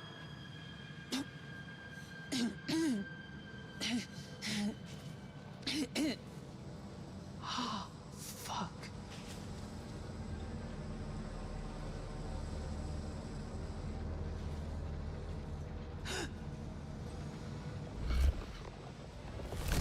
Yeah, kill it. That's bad.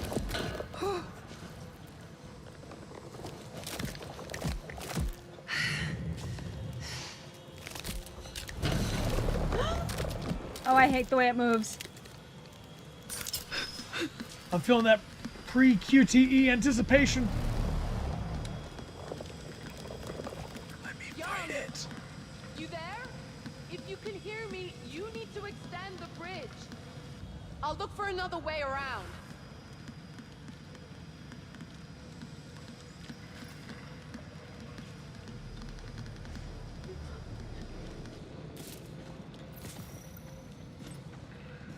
I was really hoping to just like punch that guy, but now I gotta stealth my way out of this. Does that purple light mean it's up there? I don't know what that purple light means. I think the purple light means we're in danger.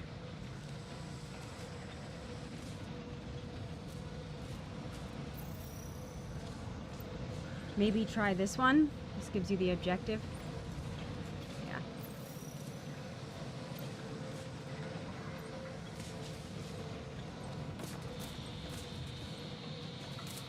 Ah!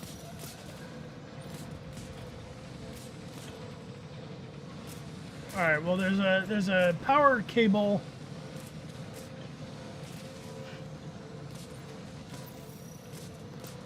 There's an orange power cable running up there.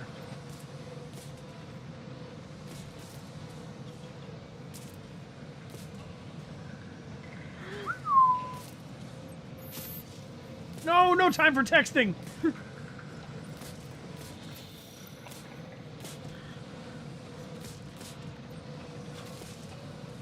Can you go elsewhere?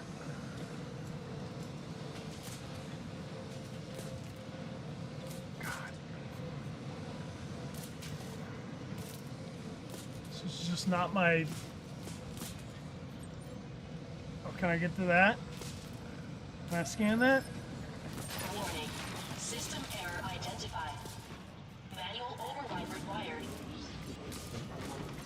Good, that's good.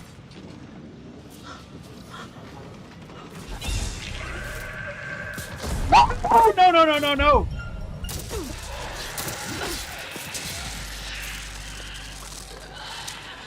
Run! Oh, God! Right Oh, there, God! right there.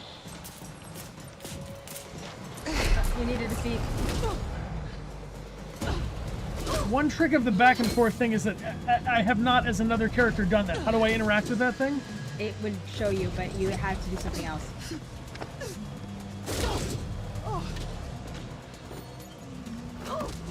Ouch! I have been spotted. Oh my god!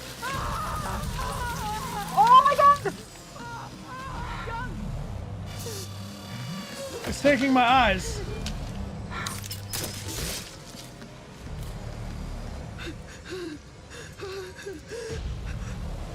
It drilled out my eye. Oh my god. Punish it.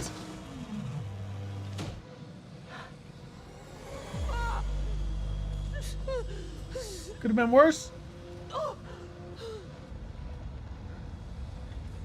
Could have been worse. Isley. Yes. We got them, but Young is hurt. Hold on, gouged? Okay. Gouged. So there's two other outcomes. This is something that's different about this game, is that you can rewind in the moment. I'm not going to. Spotted or not spotted. Whoa. Fight, gouged or not gouged. There was nothing to do after the fight happened, though. It was just tough cookies, you're getting gouged. Mm-hmm.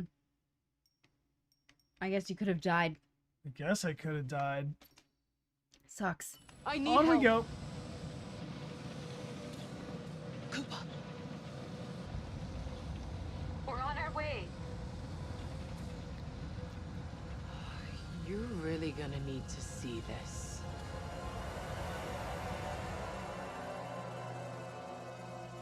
Interesting choice of words to say to someone who's just... When things get ugly, it all comes down to survival of the fittest.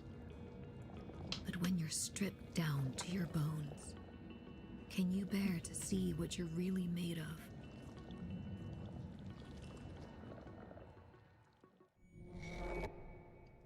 Oh gosh. Is that what I'm really made of? Dragnet? Well, you made it through. You lived. I mean, I lived, but I don't feel good about it. Well, at least you're alive. Alright. I'm gonna propose that we play through chapter 5. Okay. Because if we play through chapter 5, then we will be able to play 6, 7, and 8 on Tuesday, and that will allow us to complete the game. If we stop now, we will not be able to finish the game on Tuesday, and it will be an additional time. Power, power. Alright, how's everybody doing? Are we okay? I'm so sorry about that. I really thought I just don't know how to scan shit. No. It felt a little unclear. I want to say, as design feedback goes, succeeding at something or failing at something I understand expressly what I'm gonna do satisfies me. All right, cool. Esme, welcome and thanks for using your Prime. Sea Crow, thank you, or Zero, thank you for being here. And, Crow. Oh, okay. Or Zero. Zero. Crow. Salia Iris. Salia Iris, thanks for being here for 13 months. You're creeped out. I'm creeped out too. So creeped right now? So creeped. Alright, the game will decide who's driving. If I have the controls, the icons by me. Amelia will take the controls, the icons by her.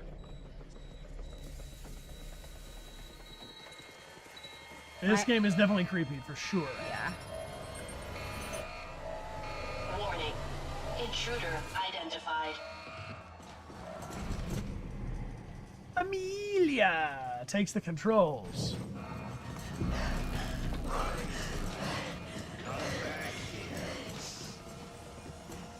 Hate this, hate this, hate this, hate this.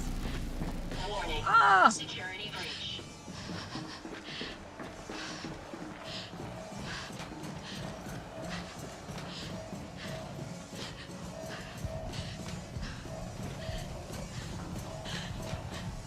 Basically, everyone's on this ship is just getting possessed. Yeah, I was gonna say, this is like Murder on a Spaceship Simulator.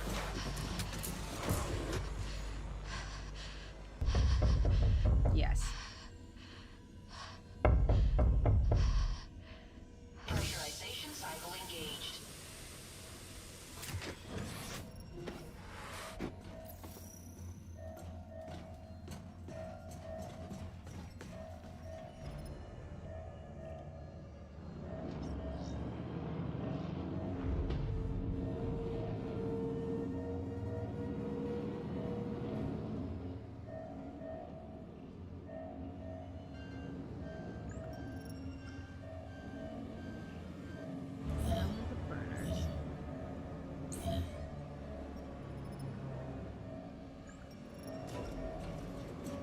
3 switches to activate. Warning. Security breach.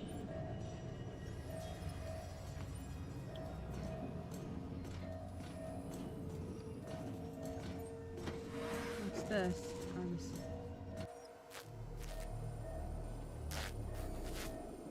Live camera is going to give us that Five Nights at Freddy's ability to check and make sure there's not something down there. I just saw someone, I think. There. Oh yeah, he's weird. He's weird. It's weird.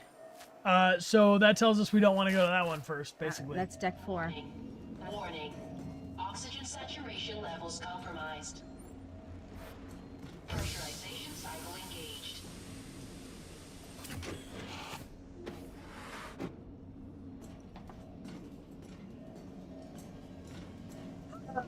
Right there, right the... Never mind. I'll do this one later. Never mind. Oh, On second thought, let's not go to Camelot. I guess I have to commit.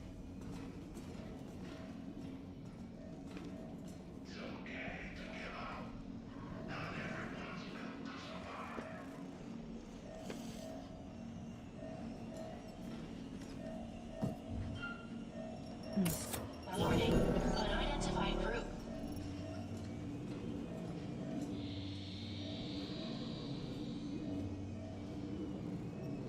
Alright, very clear with the objective. 1 of 3, I understand. This is the adult version of Among Us. Door function overridden. Why can't I close this door anymore? Maybe you have to progress from here.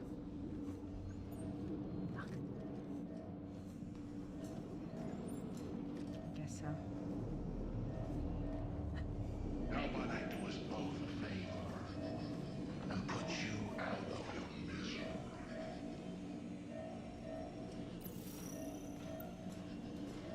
It's got me tapping my leg under the table like Warning. this. Oxygen saturation levels compromised.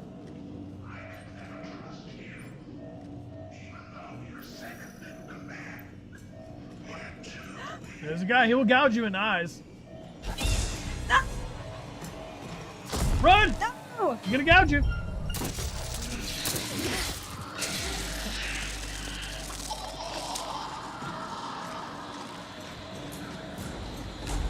There's the thing.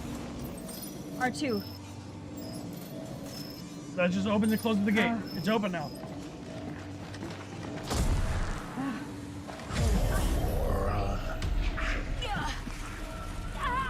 He's gonna pop your eye. He's gonna pop it. That's my eye. That's my eye. Don't pop it. Okay, thank goodness I didn't have to see.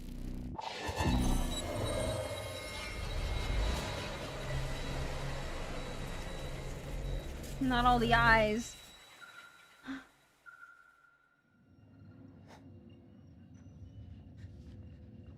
There. How are you feeling? Bad. You want it on a scale of 10? Okay then. Like a 3. I should never have let her go down there. She's safe.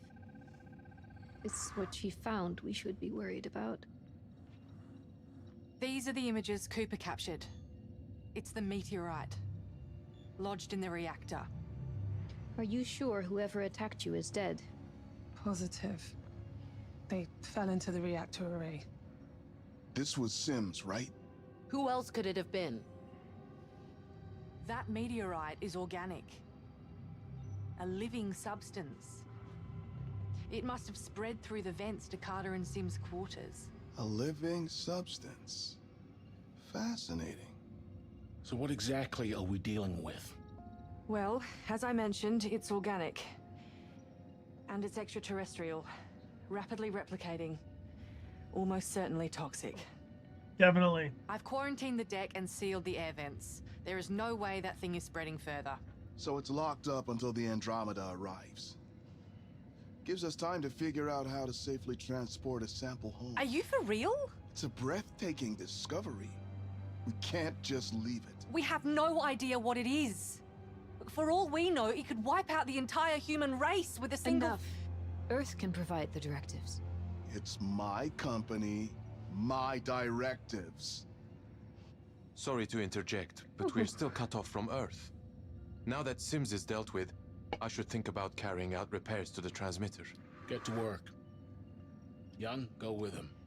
Mitchell and I will continue damage assessment from here. Anders, you need to analyze that sample. I'll help. Let's get that transmitter up and running. Earth needs to know what's happening here. Move out. Oh, damn.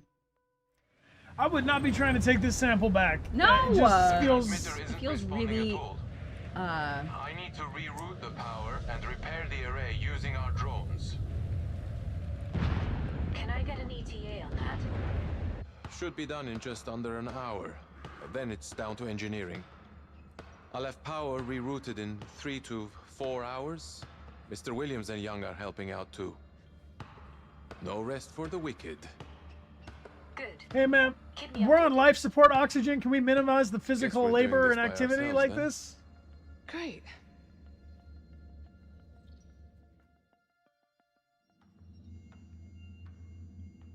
I think we should all be seated and talking calmly and keeping our heart rate down.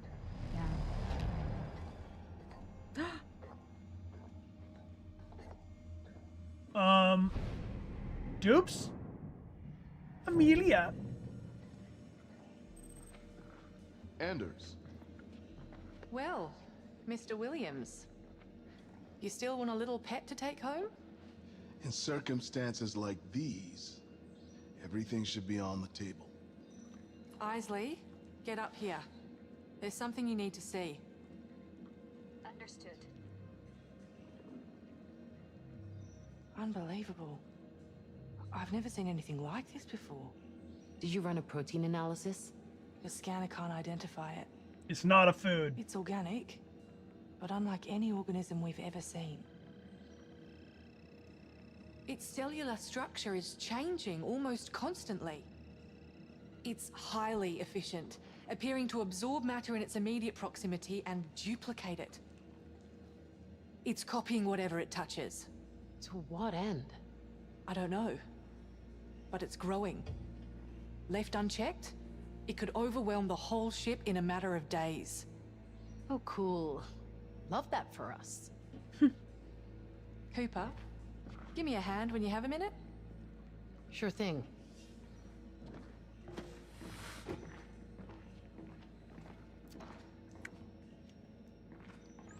Ew.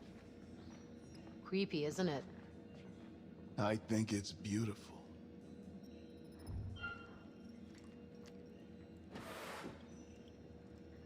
How's your head How's feeling? your head feeling now?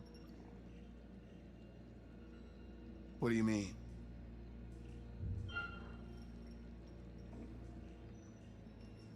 Don't remember? Don't remember the incident during Wake Up. Aren't doctors supposed to be more forthcoming with information? Well, the injection we gave you. Memory loss can be a side effect. I'd and- hate to think I made the wrong call bringing you on this mission. There's no room for error. I'd have thought you'd known that, given what happened on Jessup's station.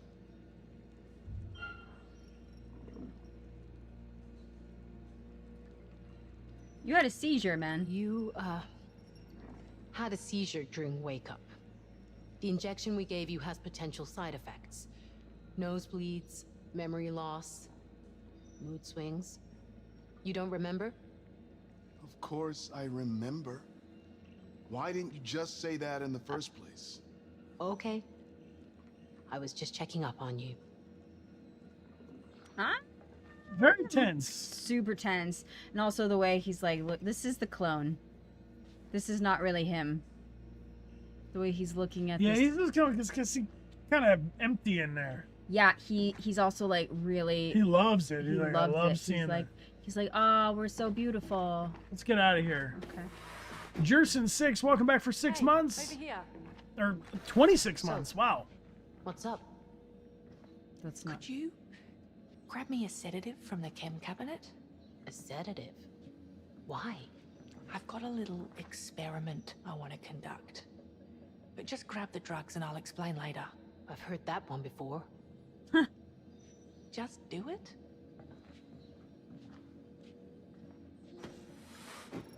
Sudita, welcome back for 6 months. Thank you for the love. And Mew Something Memento, like thank you for the aim for the alprazolam or eyes. diazepam. Dolce, thank you for the cheers. Ransom Newt, welcome back 42 months. And Spiro 420, thanks for the 13 months of support.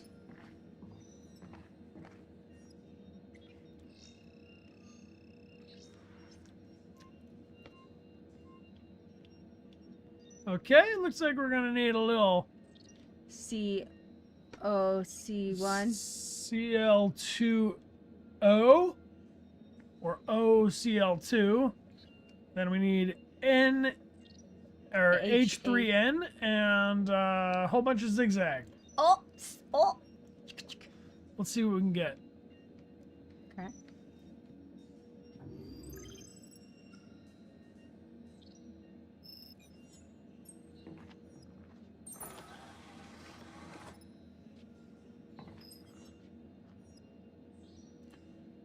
Oh.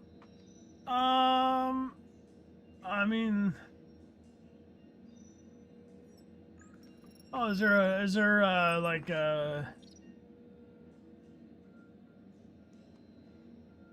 okay, CL and 0.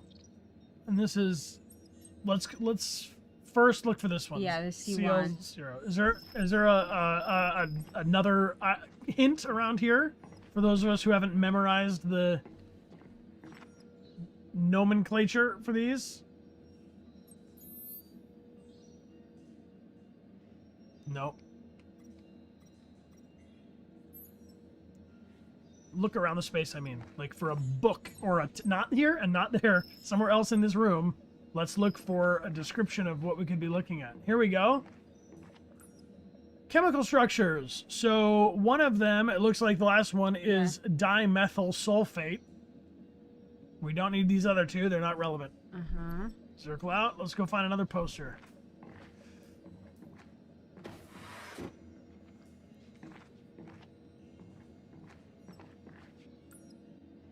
Oh, yes. Chloracetaphyl. Okay, what was the chloracetaphyl? Chloride. Chloride, and this one was, I forgot. We're not going to look at, we got to check all of them first. Chloracetaphyl chloride. And this. And ammonia. And ammonia. Yeah. Chloracetaphyl chloride. Ammonia, and then the one with sulfur in it.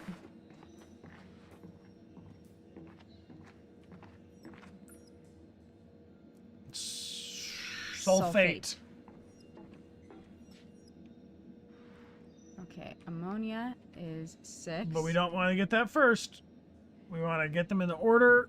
Sequential is important. So it's up, and it's the first one. It's the chlorophyll sulfide 1, and then the ammonia is 6, and then the dimethyl-copala 168. 168. 168. Don't explode. Yeah. Synthesizing.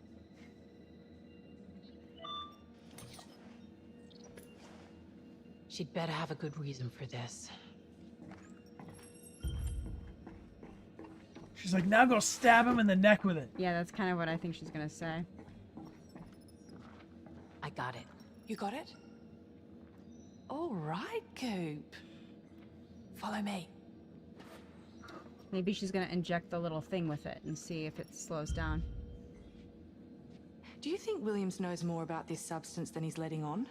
Yeah, I think he is a substance. What are you talking about? Like commercial exploitation? What if this whole mission is an experiment to expose us to whatever this thing is? So you're a conspiracy theorist. You fucking serious? Deadly serious. No one else reacted that way when they saw the sample. Do you really trust him? Honestly? Okay. What is his game plan? Okay. Say he knew that shit even existed. What would he want with it? What would his game plan be? I don't know. To weaponize it? or synthesize it. The properties of this substance are incredible. It's got to make it extremely valuable. You think so? He's not stupid. If anyone can see the dollar signs in this, it's Williams. He's up to something, Cooper. I know it. Look, I'm new to this crew, but Williams trusts you. If he knows anything, if he's putting our lives at risk, we need to do something about it. What do you know that I don't? I may have kinda accidentally, on purpose, had a sneaky peek into his drop drive. That's impossible. His drive is security locked and he... Oh, you didn't. Wouldn't be much of a science officer if I didn't know a few cheeky little command overrides. She control-alt-deleted him. You sly old Anders, fox. You sly old fox. Never change. Why would I? I'm already perfect. Williams has his own file stack inside the Oracle. Heavily encrypted. He's been updating it since he woke up. Talking to her through a line that's hidden from everyone, including Stafford and Isley. I mean, he's the boss. He can do whatever the fuck he likes. Fuck him. It's completely against protocol. Only command can access the Oracle like that. He's hiding something. I know it. And he's putting us all in danger. Okay. What do you think we do? Okay, then. What do you propose we do? I need to have a deeper look at that drive. But it'll take time. I can't have Williams sauntering into his office when I'm up to my nuts in his dirty laundry. Oh, no. No. I don't like where this is heading. Remember that time in Fort Wayne? When those frat boy knuckle-walkers wouldn't take the hint? That was a lifetime ago. And that was a couple of laxatives and a keg. This is a whole different ballgame. Come on, Coop. We're not those people anymore. Exactly. You're a whole-ass doctor now. Just hit him with something to send him to sleep for a few hours. If he twigs, just say it was a side effect of the shot we gave him earlier. Fuck it. Okay, I'll do it. I'll send him to sleep. To shut you up, if nothing else. Cooper, I fucking love you. Okay, but that choice I to love do you it, too. to drug him, is not optional? No. Observed. Well, I guess if you're like opting in, opting in, opting in, opting in. No, it's that's like the outcome of it. I Is still that- I still feel like to actually sedate a dude and go against your Hippocratic oath should be its own choice. Starry Rowan, welcome back for 7 months. Like it's like a double confirm, opt in. All right, man. Are you ready to go CP? We're gonna go Starry Rowan, CP. welcome back for 7 months. Stab a dude in the neck. Stab a dude in the neck.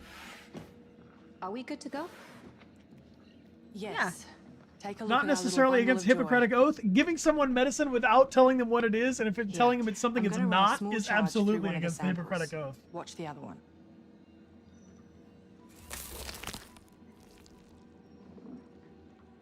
It reacts to the charge wherever I place it. One sample affects the other at exactly the same time. It seems to stun it briefly, but it won't kill it. So the cells Look at his smile. entangled somehow. Yes. Quantumly? This proves the whole thing is connected. One organism. The growth of almost every organism is stunted by cold. If we could freeze the substance, maybe we could stop it expanding. You know, we've got plenty of oxygen in the fuel oxidizer tanks. Could we channel liquid oxygen from the fuel cells into the spectrometer? Well, potentially. Not without risks. Cernan, we've got a job for you. Cernan? Are you reading me? Damn this interference. He's still running his damage assessment, Isley. Can I help? Get to Fuel Junction 4. We're going to try something.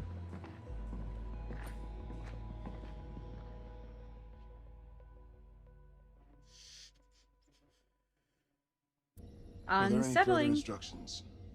Until communication is restored, there are no further directives. Please file your personnel reports for this cycle and continue monitoring. Very well.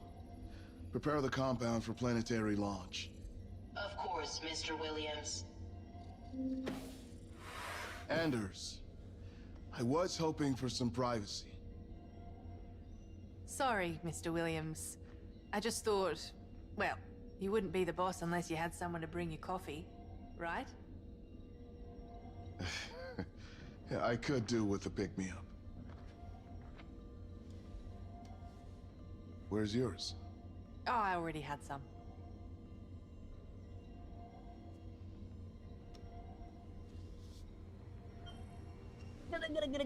You should bring in your own too, darling. Cheers. It's so weird. You're just watching him like that. Are you gonna drink it now? Drink it now. Drink it. now. Is this Okay. decaf? We're in position to monitor the experiment. Anders, everything ready on your end? Standing by. Get Williams. He'll want to see this. Brian. Oh, She's lost her eye, but she's feel bad. okay. She's alive. Okay. We are alive, We've I will primed point the that liquid out. O2 to be pumped into medical. Just needs Mitchell to start the pumping process.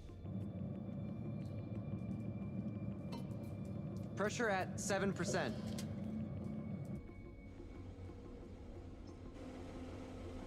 Okay, you little freak. Let's see how you like this. Take it slow. If we blow the line, we could trigger an explosion. Yeah. Thanks for that, Isley.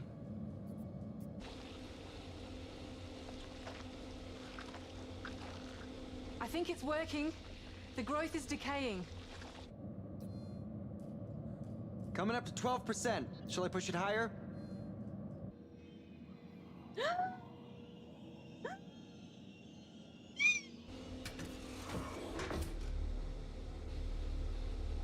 Hey! Who's there?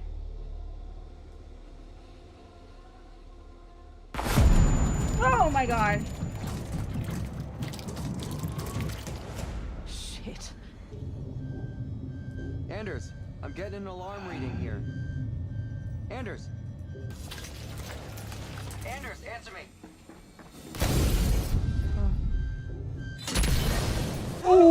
Ooh.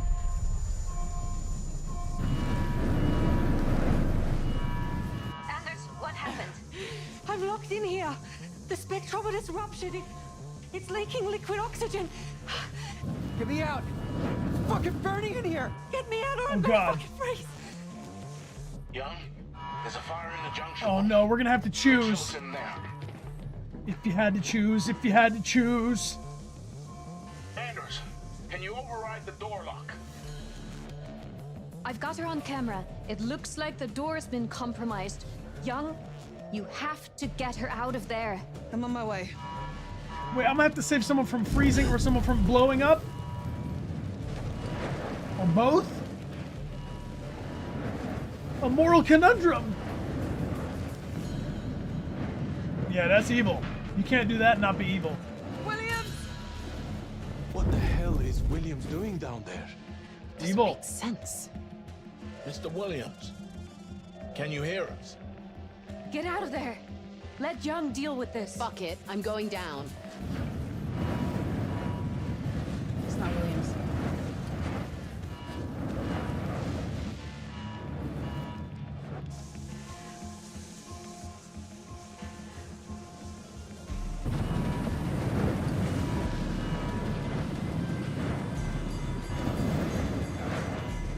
Young, you've got to make a choice.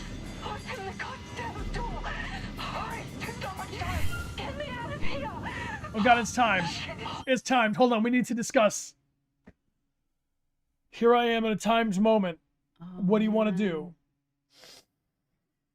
Smart lady or the other guy? Oh. The other guy we don't have much of an emotional attachment to yet. No, that's true. He is the one that flies the plane though. But the plane is now. But we are down, but we do need engineering, don't we? I mean, I'm seeing a lot oh, of you want to save Anders? Okay, Anders is yeah, to the left. left. Okay. All right. Oh God.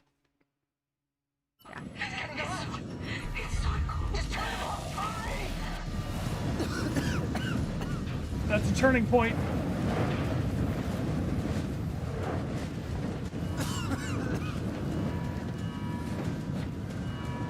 Williams!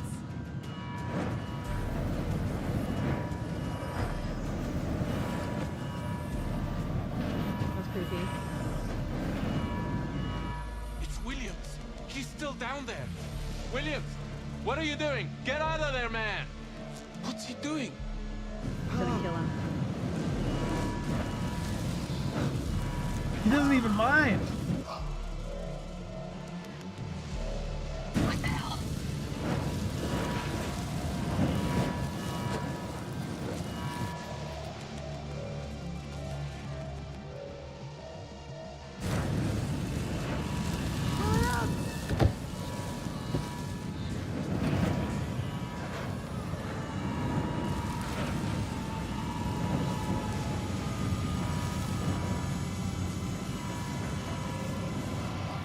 Warning. Backup fire control systems disabled. Okay.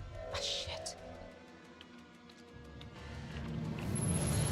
So you can kill him with fire? Oh shit. Oh shit. Young, get to safety.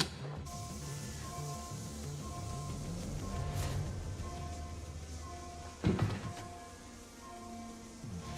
no.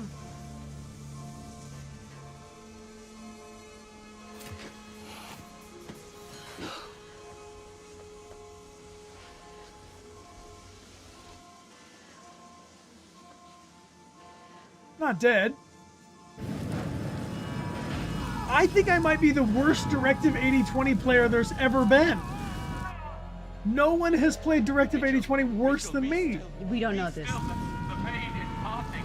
This is just the beginning. All right, think of home. Think of home. My friend, it's nearly over. My friend, it's nearly over. Turn it off. Turn it off.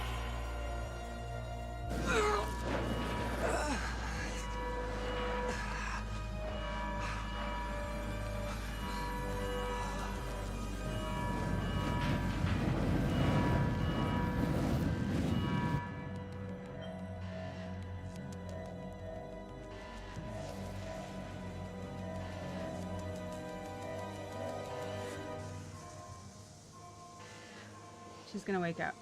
I was too late. It was too late. She's gonna wake up right now. Yeah, she's thawing out. Yeah, she's fine. She doesn't mind. She's fine. She's alive. She's still with us. We got her. Good work. Don't pull that shit on me again. No promises.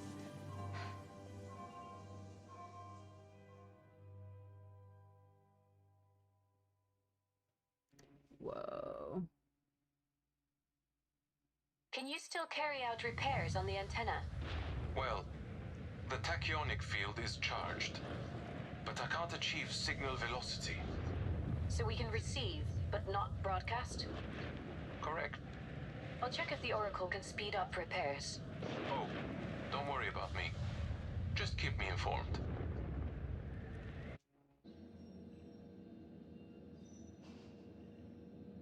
Welcome back, Dorothy. Oh, man.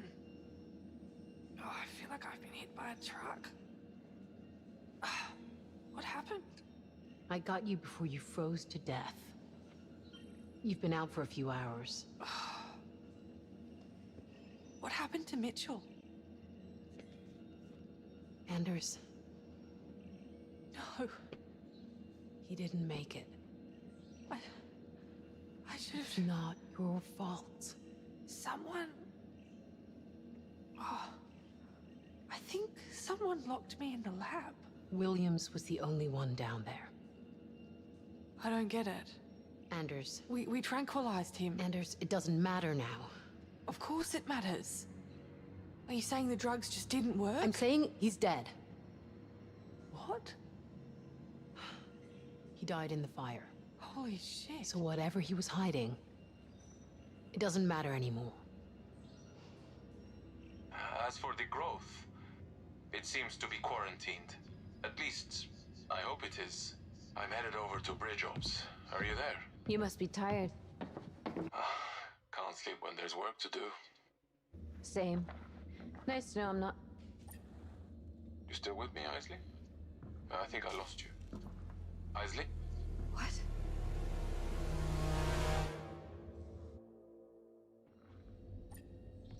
Hello? Is anyone here?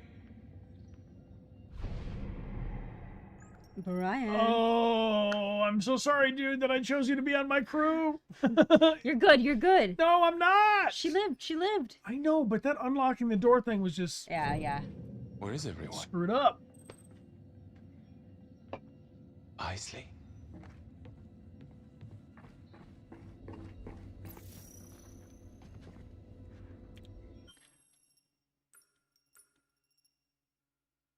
So we can, in this menu, we can see their personality traits. Mm-hmm. My destiny is locked.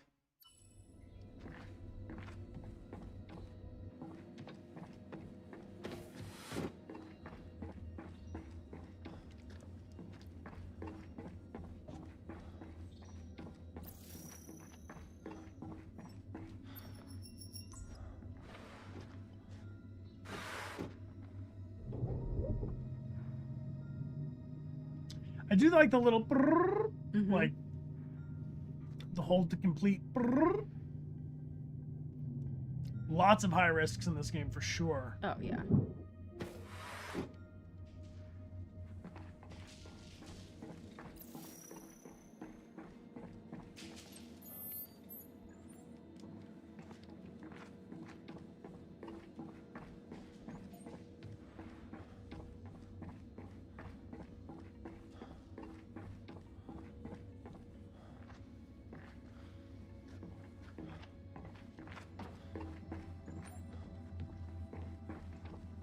What the fuck?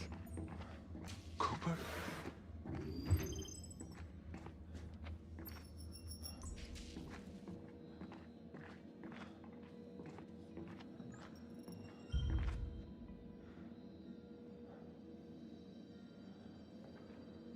Oh, the doubles.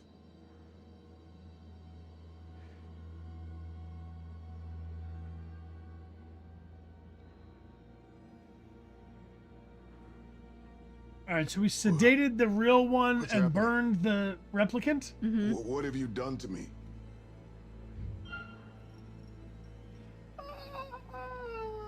You're dead. No. How did you get in here? Mr. Williams? How did you get here? What are you talking about? What's the last thing you remember? I don't know. We saw you die. Is this real? Of course it's real. I'm right in front of you. How long has he been here?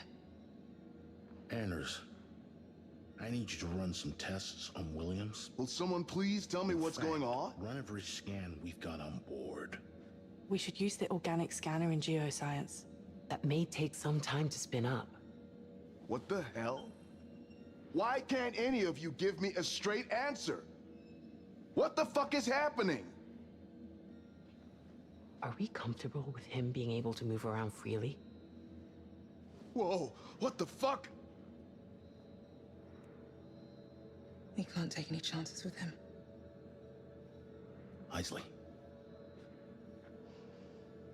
Detain him in the secure storage area in geoscience. You can't just lock me away. You need to come with us, Williams. Sorry, man, we don't trust you. Yeah. Just stay here while we run some tests. What exactly do you expect your tests to show? This is bullshit. You've lost your minds. Let me out of here. I'm sorry, Williams. This has to be done. Let me out of here. Look, there might have been a clone of you, and the clone of you might have been burned. Amelia with the gun. Amelia with the gun. Use it. Stafford, Get me out of here. That's an order. I'm afraid we can't take that risk, Mr. Williams. We know what we saw. It's Williams. I thought we were past that now. And I am not dead. I would know if I was dead, wouldn't I? Anders, Cooper, how long till the scanner's ready to roll? It's about... What's going on? Warning. Damage to hydroponic systems identified.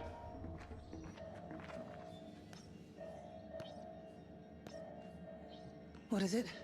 Something's happening in hydroponics. What do you mean? There are people there. Oh my god.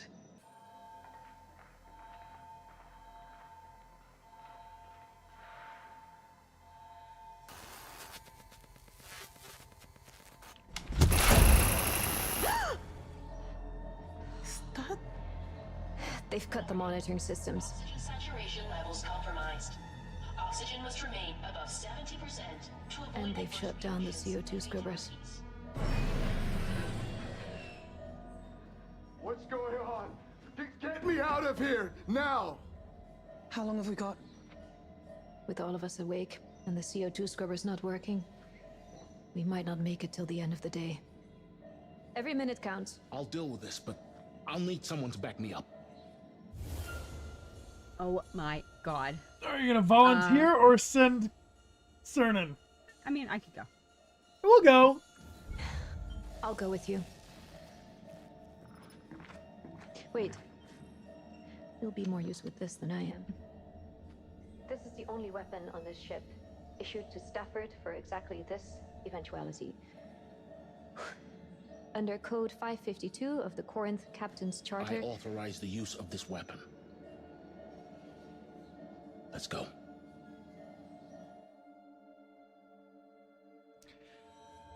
Taking risks is part of the job. It's simple math, until you have to live with the consequences. And there are some consequences that no amount of calculation can reconcile.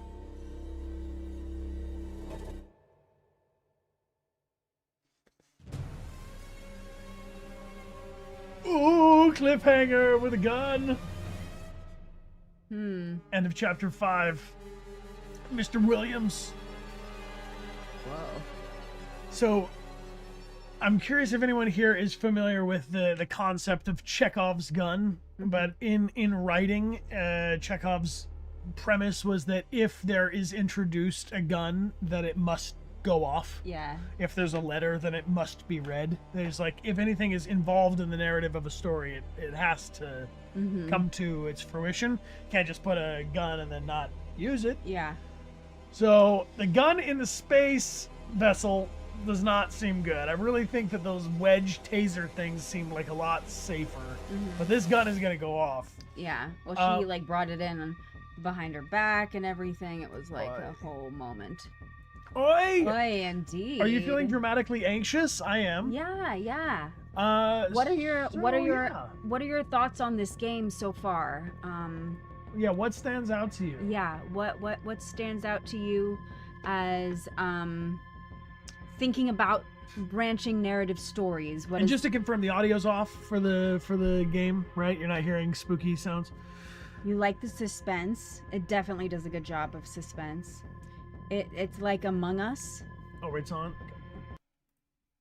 Okay. Weird. It's intriguing. It reminds you of The Thing. Always in danger and little puzzles. It seems hard, but you love the whole ambiance. It rewards attention to detail. You like the puzzles. You gotta think a lot. You like the choices we get for the dialogue.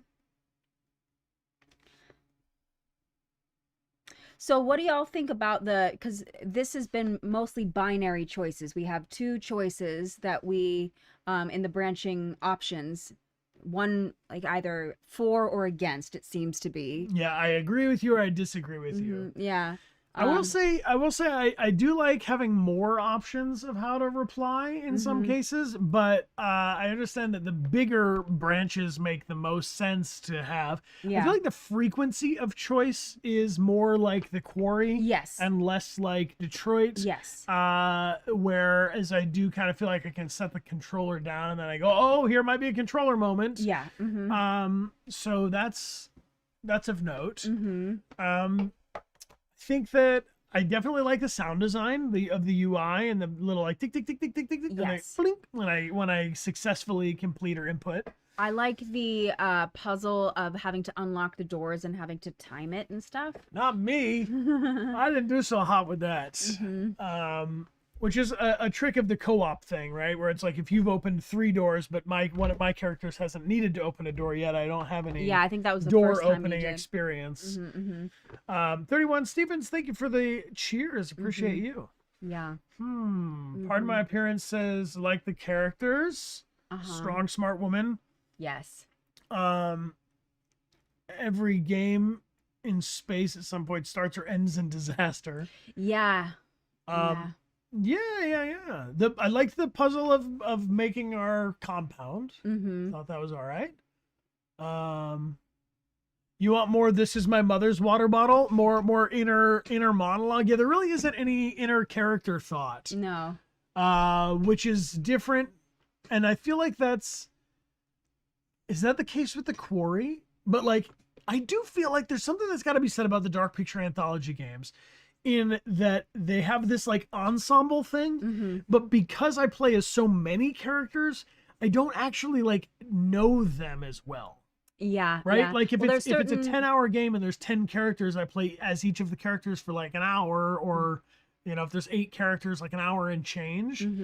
And so I feel like in Detroit, where you're playing as 3 characters, in Heavy Rain, what do we have? 4 playable characters? Yeah. So I think that there's something with that where and they're all in spacesuits, and I'm saying I notice the characters based off like their silhouette or their character design, and since so much of their character design is the same, Yeah. that I mean they have different accents and obviously different faces and stuff, but like I just feel like if you quizzed me right now on like, okay, what does Cooper say to Anders? It would take me a minute to like wrap my mind around like what's a Cooper's and what's an Anders. You know what I mean? I can remember like, oh, lady with the short hair, the lady with the ponytail. Yeah. But I don't really hear their names as much or know their names as much. Yeah. Some 16 playable characters. There we go. Yeah. That's true, that if there's too many characters, you don't have as much of an emotional investment in their decisions. I feel like I'm more attached to certain characters than others. But I think that's also kind of who I'm playing as. Yeah. Yeah, that's an interesting of the co-op thing too, right? Is that I do feel like if I had to choose between a character that I'm playing or a character that you're controlling, I would have a self-guided interest in sustaining my own character. Yeah. But yeah, there's not as much time to bond with them. Maybe people like the messaging system. We haven't really been using that. I know in Life is Strange, there's like the text thing, and I just like in a game, I don't want to be texting. I don't want to be texting. Texting a pain in my ass anyway. I only do it like on need to know basis. So I'm never gonna play a game and be like, oh, you know what I want to role play is like messaging people. Yeah. That's not enjoyable to me. Yeah. Until Dawn is really good at having a lot of characters that are complex too. Yeah, so we're gonna finish this game on Tuesday. On Tuesday, coming up in 2 days. Yeah, and then we have to find. And then we have to finish. Yeah, we're gonna play over the weekend. We're gonna be streaming on Sundays for the next couple weeks, right? Yeah, we have to decide what our next Sunday game is, because it's a Summer of Story. Oh no, our next stream is the 11th, which is a Saturday. Yes. Okay. Next stream is on Saturday, which is kind of back and forth, but. I think, which one did we decide we were going to be doing next? Is it Until Dawn was heavily? Yeah, I mean, Until Dawn could use a replay. What do y'all think? What's your vibe check on Until Dawn right now? I mean, that was the next one that we talked about. Please, yes, please, yes, please. Because I mean, yes. Yes. We have not played the updated one, so We I would would do the probably do updated, the yeah. updated one just because we played the original one 3 times. Mm-hmm. We did a blind playthrough and everybody lives and an everybody dies playthrough. So I do feel like the new one. Are we finishing Heavy Rain? I don't know. I don't. To be honest with you, yeah. I'm not called to it because it's just 89% dark. It's so and dark. No levity. Yeah. This, at least I have the suspension of I'm not in a spaceship and I don't have a space crew to deal with. I think it's also, for me, Heavy Rain is the subject matter with the kids being kidnapped and then having to... that is just like, emotionally, I cannot handle that. Yeah. So I don't want to live in that imaginary world now. So I think for me, I need to set that down just because I just can't. It's low-key depressing. It's high-key depressing. Very depressing. It is depressing like a wet blanket over your face. Yeah, I need a little more kind of fantasy or something fantastical. I think for the game world that I like to be in, there has to be something a little bit heightened in the fantasy of it. If it's too close to real life, if it's too much set in like it could be happening right now, I have I want to be. You don't have to. I need to be I need fantasy. You don't have to. I need some kind of magical power. You don't have to some over-explain fantasy, it. It's just. I think we got a good chunk of what we wanted out of it. With Heavy Rain, we explored a lot of the things that were mechanically there before Detroit. I think we're gonna repeat those with more difficult questions. But as far as like unpacking and exploring it, you know what I could get into for Heavy Rain is, because it's been out for so long, I think we could do like a games club on branching narratives and unpack like what are all the endings of Heavy. It would be a spoilery kind of a thing, but I could talk about it more from an analytical perspective of like these are the different outcomes and this is the different things that can control those outcomes, but I don't actually need to live through it for a third time. No. So our next stream is going to be on Tuesday, which is going to be the continuation and now completion of Directive 8020 because we made it far enough today. Nice. And then we will be back on the 11th, which is a Saturday. Yeah. Although we could check about doing that, but I think it's okay to. When we used to stream Saturday, Sunday, Saturday, Sunday, Saturday, Sunday, so now we're doing little Saturdays, do a little Sundays. Yeah. So next stream will be on a Saturday, and then that's the 11th.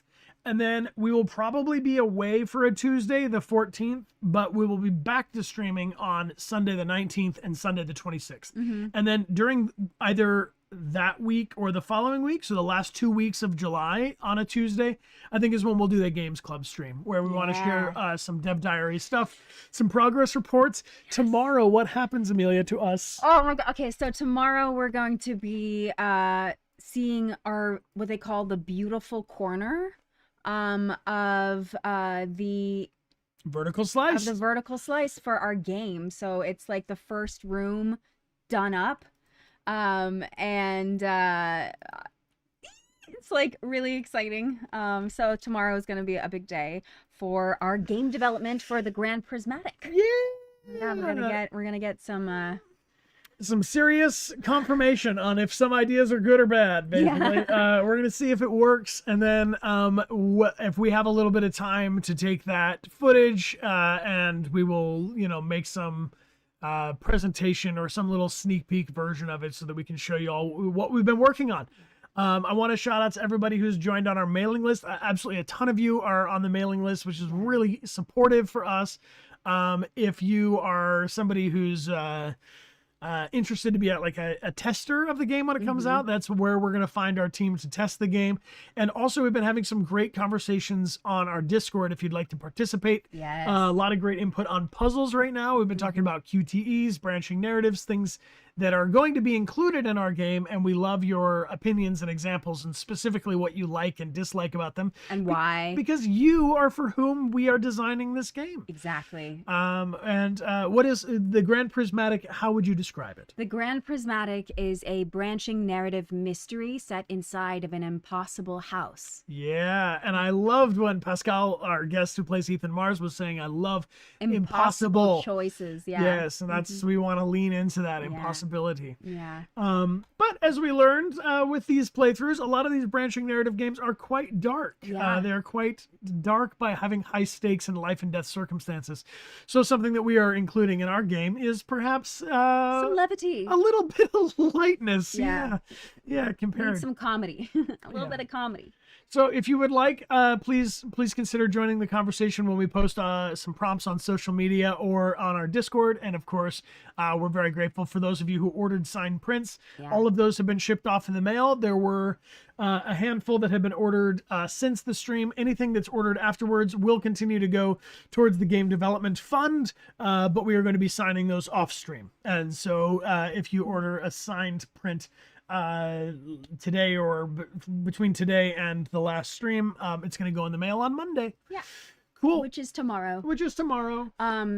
Yeah, so thank you to everybody who's been giving us your feedback.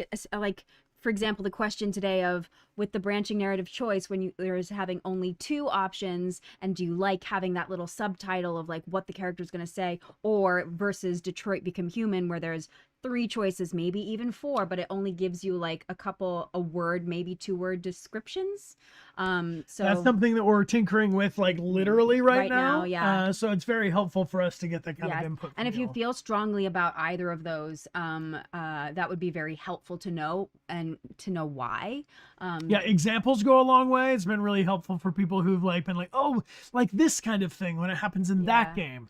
If you want to mark it with the spoiler tag, that's cool too.